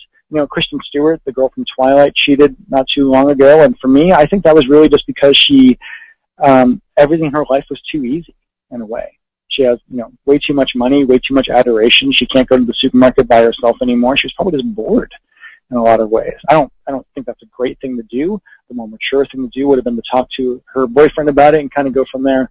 But it does kind of happen from there. Okay. Deborah says, just bought your program. I can't wait to start it. Thank you, Deborah. I can't wait to hear about your results with it. Kat says, hi, Mike. Thank you so much. Is it possible for a man to love 2 different women at the same time or start an affair while loving another woman? Possible? Definitely yes. You know, the human heart is not a limited resource. You know, it's totally possible to feel love for more than one person. It's kind of funny in our world. We kind of like, you know, the word love means so many different things. You know, I love my brother. I love my mom. I love our dog. I love my girlfriend. That means very many different things. Yeah, it is totally possible to be in love with more than one person. I think there's a lot of satisfaction into having a relationship with just one person. I do know people that have polyamorous relationships who are very, very happy in them. Personally, not my kind of thing. But again, it doesn't necessarily mean, you know, oftentimes when folks are in a relationship for a long time, love evolves. You know, that initial kind of spark that you get, that feeling of obsession, that feeling of this one person is the most wonderful, amazing, fantastic, wonderful, awesome, huge, great person in the entire world, fades a little bit. And you get to the point that you're in a relationship where you're just like, wow, this person is wonderful. I like having them in my life. My girlfriend, we've been together for 3 years now. We've lived together for about 1.5 years now. And I wake up every day and just be like, wow, what a fantastic, wonderful, beautiful, great woman to have with me. But it's not the same thing as it was initially when I could not stop thinking about her. Or every time I saw a redhead on the street, I was like, oh my God, what's kind of going on from there? And what often happens is, you know, you're in a relationship for a while, and these affairs are it's kind of like a junkie trying to get his next hit of heroin at that point, right? It's kind of like a junkie just kind of being like, well, I want that initial hit of love that's going on. And as adults, we hopefully realize that that love is fading. It's not fading, transforming as time goes on. Raquel, good name, says, my guy does a classic disappearing act that comes back exactly 7 days later. What's up with that? He's probably just scared of a commitment. Maybe he actually does like you too much, but is just scared of going on from there. He might also be playing games. He might be trying to kind of be not too available and kind of going from there.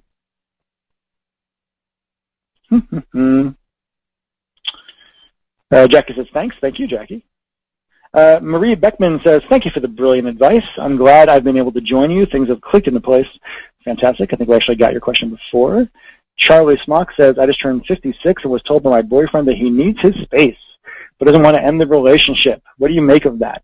How much space is he asking for? I'm a big fan, personally, of having not necessarily separate lives, but lives that complement each other. A lot of times couples will fall into this whole codependence thing, right? Where you're basically just kind of doing you're always doing things together and going from there, and that's maddening. If he needs his space, it might be that he just needs a couple nights a week where he's not really hanging out with you, where he's having his own relationship. And the key to that is for you to have your own life as well. You know, have hobbies, go to the gym, do yoga, do whatever it is that you really want to do with your friends. And when you're not spending all your time together, then the time you do spend together will be a little bit more powerful and passionate. Tiffany says the link works. That's good. Erin says the link works. Grab the program. Stacy says I just got it. It works. Fantastic. Yes, you do have to type the entire address. So it's http://ttrb.me/special. You got to do the whole thing. If you forgot the HTTP, it won't work. Oh yeah, and don't type in the www. Man, this is complicated. We got to fix these things. ttrb.me/special. Forget the www, but do put the HTTP. This is so complicated. Lisa says, thank you so much. I have to get back to work. I purchased the secret survey, so we'll work through it, all that, and try to have a better relationship. Thank you again. Thank you so much, Lisa. So glad you joined us. Becky says, what is happening when you call them and they don't answer, and then they text and tell you to move on, and you call and say, okay, thanks, and he continues to text, just trying to push my buttons, and then starts flirting with me. It means he wants attention. That's all it means. He's just looking for attention, and the best thing for you to do is to not give him that attention. Simply don't answer him. He will probably start acting like a petulant 2-year-old at that point, and will start raging about why you're not paying attention to him. And in that case, you can do whatever you want with him. Kind of goes on from there. Christy says, it works. I just bought it. Thank you, Christy. Glad you grabbed the program. This is an interesting one. Elizabeth says, if a man is saying, I have caught feelings for you, is that his way of saying, I love you? It's his way of saying, I have feelings for you. That's all it really means, Elizabeth. It means he has something for you, some kind of attraction, something that's kind of going on from there. It might be something else. It might be whatever. But find out. Go through the relationship.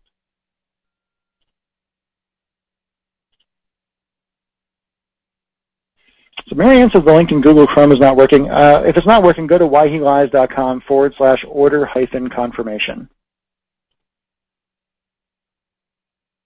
Oh yeah, don't go into the Google search, as Vicky says. You have to type it into your browser window, not into the search bar. Could you elaborate on the respect aspect, is what Rebecca says. I answered yes to all of the 7, and it was easy. However, sometimes I feel like I'm asking for too much and justifying it by asking for respect. What do you think?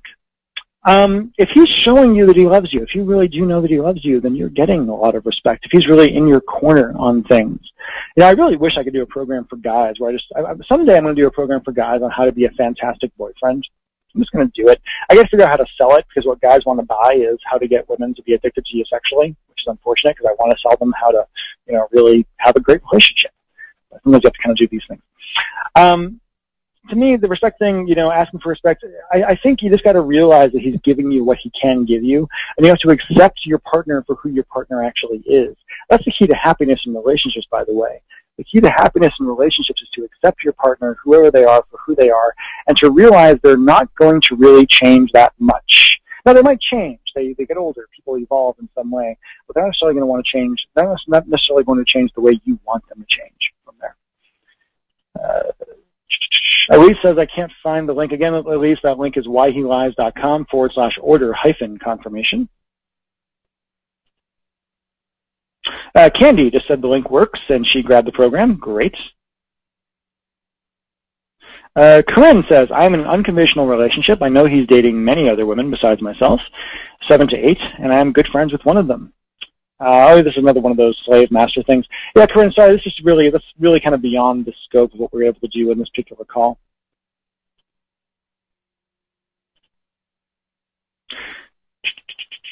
Diane says the link just works, and she just grabbed the secret survey, which is wonderful. Thank you, sir. Thank you.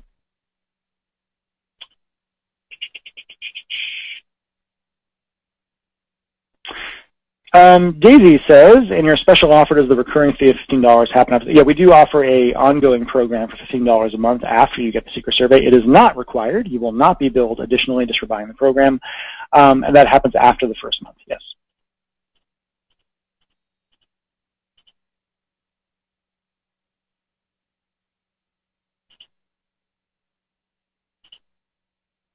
Let's see what else we got here.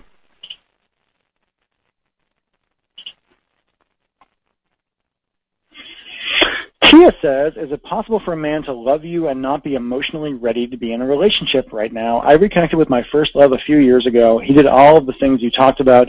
I knew without a doubt he loved me, but he is presently going through a very difficult time in his life emotionally and facing some serious legal problems. We are not together right now. I ended it because it was not healthy for me at the time. We've remained in contact mostly, initiated by him, just electronic communication. If I need his help, he makes time for me immediately. When I see him in person, his face lights up, but he maintains that he is emotionally in a dark place and is just not ready. I continue to live my life, and I'm dating too. He has asked that I not tell him about it or post things on Facebook about it. Yeah, whatever.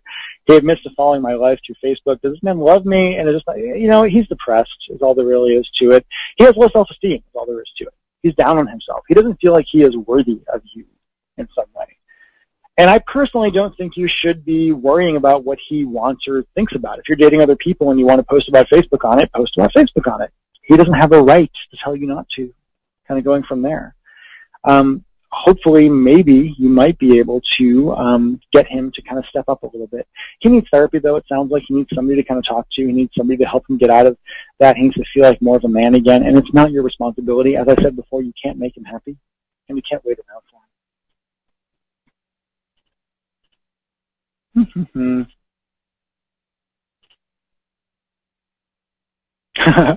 Susan says, I purchased the secret survey, but it's difficult to listen to your videos while still listening to the webinar. That's like a mic sandwich right there. You got my voice coming in both ears. It's kind of crazy.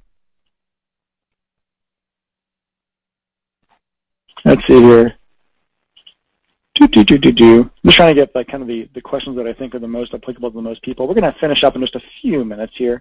It's 6:44 now. I'm going to end up around 7 o'clock my time.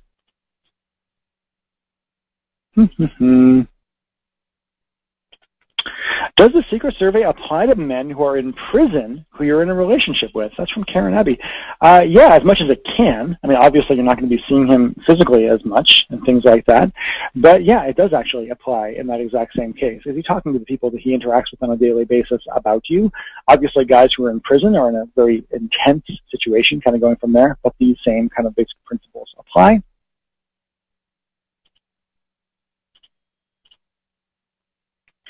Lisa McCourt is just posting the link again. I'll just put the link one more time for you guys to make sure that you got it. You just want to click that link that's right there. It says ttrb.me/special. We've confirmed that actually works. If you just click that link, it'll open up in your browser, hopefully, and we'll go from there.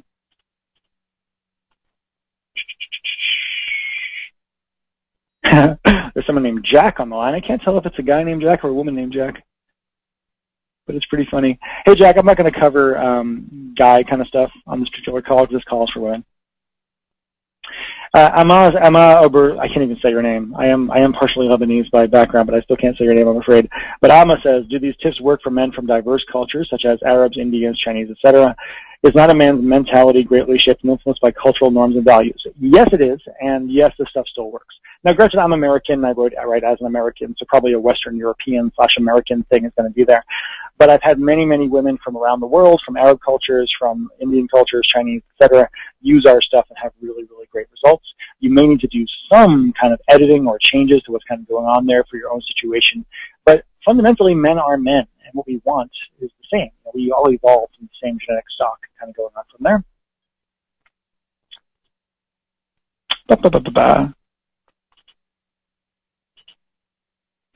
Yeah, Teresa, the program is online, so you actually get access to the initial part of it, the first part of the program right away.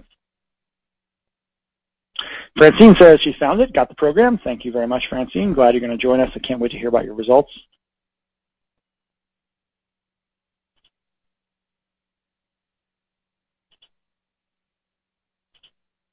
Isa says, hi, Mike. Well, hi, Isa. How are you? Shireen says, what's the best way to act on the first date with my ex? And I would say the best way to act on the first date with your ex is happy. Okay. I mean, don't like be obnoxious about it. Don't like try to plaster some kind of fake smile on your face, but just be happy and attractive. Remember how you were on your first date with your ex before he was your boyfriend? Remember how you were just kind of cool and you didn't really care that much in a weird sort of way? That's how you should act this time. As I say in Text Your Ex Back, you're not going to get your old relationship back. You're going to create a new relationship with the same person, and that means basically being happy, being separate, treating it like something totally new.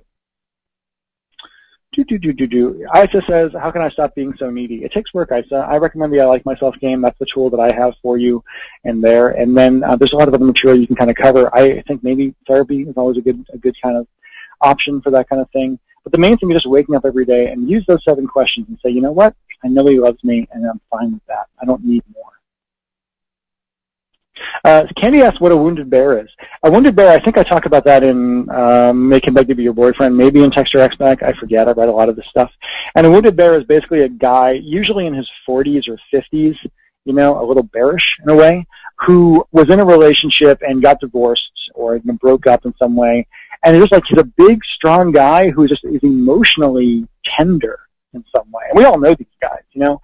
Oftentimes guys who are married for 20 years and all of a sudden they get divorced and they simply don't know what to do with themselves. They simply don't know how to handle being single. They don't know how to handle dating.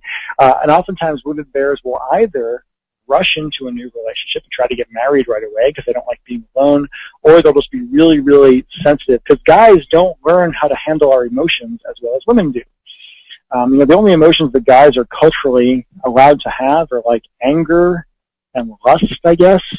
And, you know, and sadness at funerals is okay, or sadness like when your football team loses, you're allowed to be sad. And that's kind of it.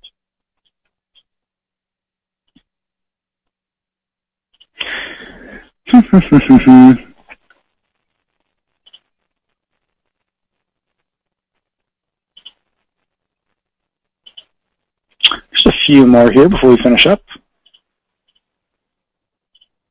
Deborah says, well, off to do the program I just bought. Thank you, Mike. The first one I bought worked. I hope this one helps stimulate our relationship.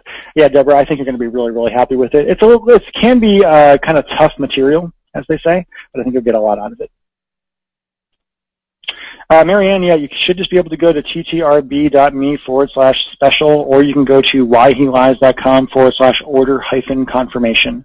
Those will both work. You can also go to ttrb.me/the-truth. That should also work as well. So hopefully that's working for you. Let me skip ahead with some of the more recent questions because we've gotten so many of them, including Tiang Xiao Zhu, who's put the same question about 100 times. So I'm sorry, I'm actually not going to answer your question because you posted it too many times, and it's taking up too much space here.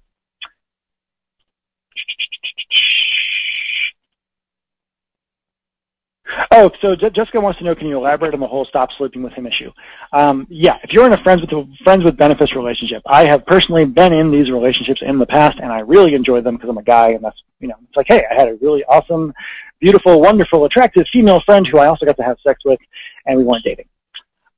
If you're in that kind of relationship where he's having sex with you on a regular basis and has a friendship with you, and if you want more, you have to stop sleeping with him, because the relationship he has in his mind is, if he gets to have sex with you and have your friendship and your respect and not have to make a commitment, and he's comfortable with that, he's never going to voluntarily change that. And I know it's scary. You might think, hey, if I stop sleeping with him, he won't like me anymore. And it's possible that if you stop sleeping with him, things will not go the way you want them to, but I guarantee they won't go the way you want them to if you keep sleeping with him. The best thing to do is basically to stop sleeping with him and basically just tell him, let's go out sometime. Let's hang out.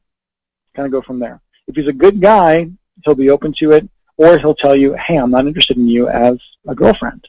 And that can happen. I've been in that situation myself where I've kind of had to tell a woman, I'm like, listen, I really like you. I find you very attractive. I don't feel that kind of relationship chemistry with you. I thought it was okay that we were just having kind of this physical relationship and going from there. Okay, just one or two more, and then we're going to finish up. Dorothy asked what the 7 questions are. Those were part of the webinar earlier on. Oh, Changzhou, you're sending like a billion of the same question again. I'm not going to answer it because you're sending it too many times. Let's see here. Jessica says, thanks, Mike. Well, you're welcome. Samantha says, you should write about how to get close to wounded bears. There are great guys out there, but I think to be attracted to those who love really intense, but got dumped by a girlfriend who they proposed and rejected them or were about to propose to them. These guys are about 33 to 35.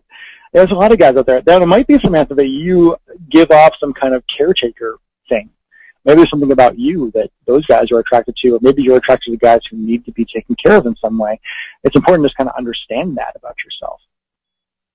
And Nishia says, why does he stare at me when we see each other after he said he doesn't want to talk to me? Good question. Maybe he's thinking about the past, maybe he's thinking about the future. My question is, if he doesn't want to talk to you, why are you even hanging out with him? Why are you kind of seeing him from there? He's staring at you, probably, if he's a douchebag, he's staring at you to see if he still has power over you, essentially. Right? And Chang says, will your program help me attract someone back? Possibly. More importantly, it'll help you understand men. And if you understand men, you'll find it a lot easier to attract good men. Arlene says, thank you for this. I really learned a lot. I purchased your program and realized I made the mistake of not saying what I wanted on the first date. It also made me stop from getting into a friendship with them, a relationship. I've also got text and romance back. Thank you. Well, thank you, Arlene. If he constantly tells you we are such a perfect match, does that qualify as I love you? Yeah, pretty much. Close enough. I mean, I'd want to hear more actual compliments towards you as opposed to us at that point. I mean, certainly my girlfriend and I talk about how great we are sometimes, going from there. Allison Bush says, what if friends with benefits is your spouse who you are separated from? Stop sleeping with them. Yeah, the same advice applies.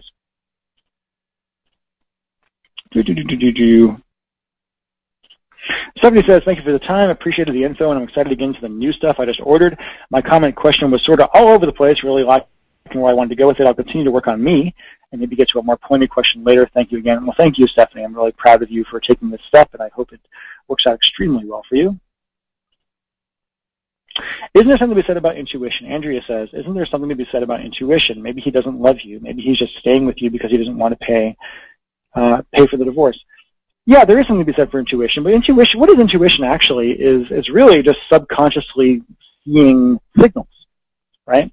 Like, intuition, it's not magic. It's basically, women are generally better at picking up subtle cues from people than men are, and sometimes those subtle cues are telling you something. In this call, what I'm kind of doing is taking a lot of the stuff you would do for intuition and applying it towards more conscious thoughts, trying to get the rational mind involved.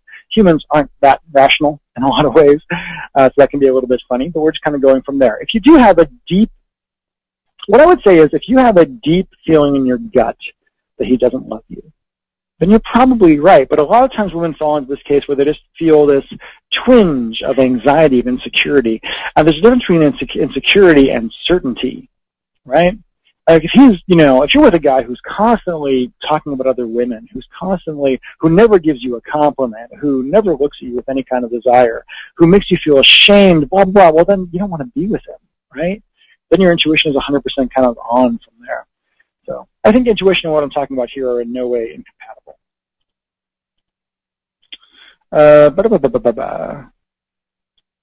Wilo says, thank you for the seminar. Does much love to you text mean I love you as an initial declaration? It's a softened version of it. It's kind of like if he says much love to you, it means he's bringing the word into it without actually having to say it. It's kind of like an appetizer. Hopefully it'll mean he'll actually go to the real word at some point. Debbie says, thank you. Thank you so much. Louisa Rose says, if you and your partner have stopped making love, does that mean you're doomed to never be intimate again, or is there hope to change it? It means you're going through a phase, basically, and that phase might last forever, or it might not. There are plenty of couples who fall into these phases, particularly after, say, a child is born. Generally speaking, that first year after a kid is born, a lot of guys are like, hey, I haven't had sex in a year. What's kind of going on from there? There are ways to kind of fix it. The best way to fix it is through communication, through seduction, and through understanding the guy you're with, understanding what he really wants and kind of going from there. And hopefully he'll take the time to understand what you want as well.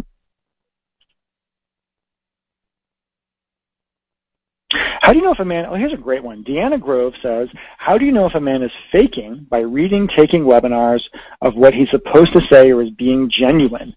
And I think what Deanna's talking about are pickup artists, basically. I happen to know some of these guys out in the world. I do teach guys some stuff about love and sex and relationships sometimes. I don't teach them pickup stuff because I don't think it's really all that effective. But here's my question for you, Deanna. Does it really matter if he's being quote-unquote genuine or not? There are a lot of really nice guys out there who have no quote-unquote game. And by game, I mean the ability to confidently talk to women and to see themselves as attractive men. And sometimes these guys fall into this whole pickup artist thing, and they start learning all these lines and things like that. But even if a guy comes up to you and is kind of using a quote-unquote rehearsed line or something like that, he might still be a good, genuine guy who's only using that stuff because he realized over years and years that if he's just a nice guy, women aren't interested. I know for me personally, I used to be a lot less loud and obnoxious and confident, and I never met girls. It was only when I kind of realized that I had to put myself out there more and maybe even play a few games that I was able to start having success in my love life that eventually led me to finding the woman of my dreams, my fantastic, wonderful, amazing girlfriend. So I wouldn't necessarily worry about the whole, is he kind of using stuff on you too much early on? They'll just kind of learn to recognize the signals of what he's doing and then kind of go from there and be like, okay, well, is he a guy worth hanging out with?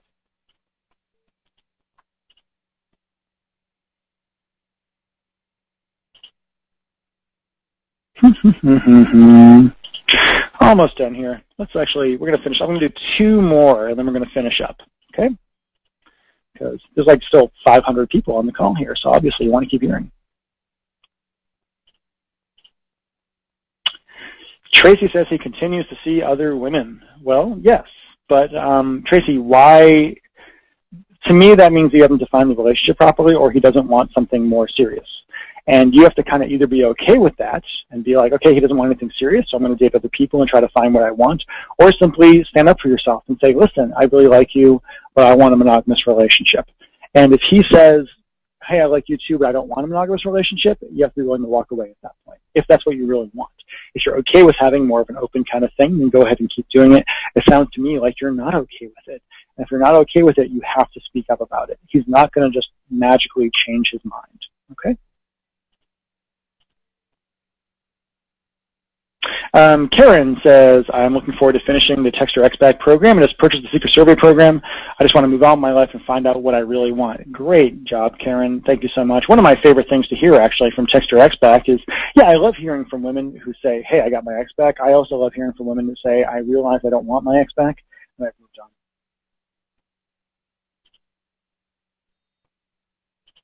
Okay, let's do one more.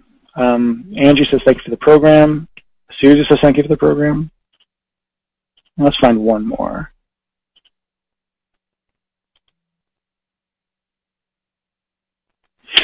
Jennifer Sullivan says, I'm dating a few guys. One makes me feel sexy and beautiful. One makes me feel funny and smart. I don't want to choose. Am I obligated to tell them about each other in this still sort of beginning? And the still sort of beginning, no, you're not. And what is the still sort of beginning? First month or two, generally. As soon as you guys start spending regular time together, as soon as it starts becoming kind of a sting, you should bring up, yes, you're seeing other people. But the assumption should be when you first meet somebody, when you first start dating somebody, that, yeah, they're seeing other people and you're seeing other people too, and that's totally fine, right? Because there's been no commitment yet. You're not putting all your eggs in one basket. Why would you be?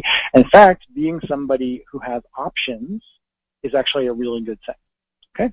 Let's just do one more because I like doing this kind of stuff. What is the one sign you know you cannot save your relationship? Contempt. Avril asks that. Contempt and apathy, basically. The contempt, if you have contempt for your partner, of who they are, what they will do with their lives, if they have contempt for you, you're pretty much done. Okay? And one more.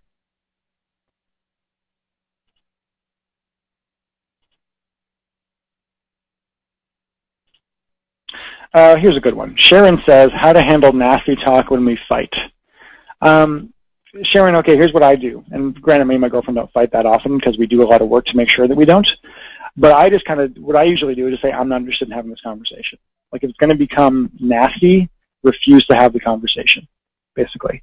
Now, I don't really understand the whole nasty talk thing because I feel like if you love somebody, you shouldn't want to insult them. And I personally make a lot of effort when me and my girlfriend do have our occasional fight to make sure that I'm not insulting her. I might be upset about something, but I don't want to be upset about her, kind of going from there. And finally, Shanna says, when should I expect my login to the secret survey? It should only take, it should come really quite quickly, Shanna. If it hasn't come, you're going to want to get in touch with support.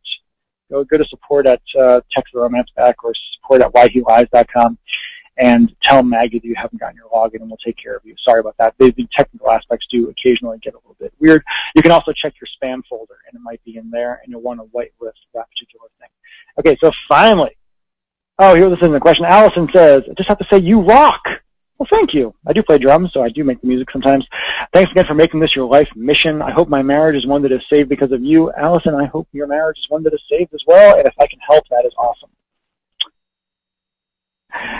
Jennifer wants to know, I want to know more about how to talk dirty. Well, maybe in the future we'll do something about that. I could certainly talk about talking dirty for a while, though this call would very quickly be R-rated because I'd have to actually show you how it would work, wouldn't it? We'd have all these women all over the country, all over the world, listening to my voice and getting all heated. It'd be kind of fun. Okay, final question, I promise. Jenna says, my guy told me he loved me for the first time back and then 3 days later promptly freaked out. I started telling me that he couldn't give me what I need, and then he said he just wanted a FWB, Friends with Benefits, and oh, he's definitely a wounded bear. What do I do now? Oh, man, the drama. Drama, Jenna, drama. Stand on your own 2 feet, Jenna. Stand on your own 2 feet. Be okay with being alone. If he's freaking out, you should be still in front of it, right? Don't freak out with him. Don't get into a big argument with him. Don't break down crying if you can avoid it. And just kind of let him rage out a little bit. He's freaking out because he cares about you at that point, right? He's feeling emotions towards you, but he's also, it's basically, there's some great books out there about neuroscience that talk about the fact that the human brain, we think of ourselves as one person, right? We think of our brain as like, I am Mike, right? But it doesn't really work that way. The human brain is actually made up of a bunch of different components, a bunch of different parts of your brain that are actually talking to each other. And who you are is kind of the gestalt of all those different parts of your brain constantly having an argument. So people say like, oh, well, when he's drunk, he's a different person. Well, it's actually that when he's drunk, a different part of his brain becomes dominant. He's always partly that person. He's always partly this other person. A human being can both be a raging asshole and an angel at the same time in different parts of his mind, and each one is kind of dominant from there. So what's going on in his mind is there is part of him that loves you. And there is part of him that just wants a friends with benefits relationship, and he's having a really hard time resolving those two parts that's going on from there. The best thing you can kind of do about it is be kind of amused by it and not let him manipulate you or not let his mind manipulate you, and be okay with it and always be willing to walk away, right? Always be willing to walk away. Pull away from him a little bit. Pulling away, there's a great movie called The Tao of Steve that came out years ago. It's an indie flick. And it's about this guy. He's kind of an old, a guy I think he's like 40. He's kind of fat. You would think he'd be awful with women, but he's great with women because he follows 3 basic principles. What is the first? I got the first one. The second one is to be excellent in front of women. Basically, find one thing that you're really great at that you can be excellent at in front of women. And the third one is always to be willing to pull away. Never chase, kind of pull away from there. It's the same thing here. If you fall into the trap of getting into his big emotional freakouts, then you're just going to fall into that trap forever. If you kind of pull away a little bit when he does that, without it being a big deal, don't make it like an anger thing. Don't be like, I'm never going to talk to you again. Just be like, you know what? Okay, this is the way you're going to act, and I understand. See what happens. If he really does have feelings for you, he'll chase you. I'll come after you. Okay, we're going to finally finish this up because I've been talking for 2 hours. And I got to do this again on Tuesday for some other people.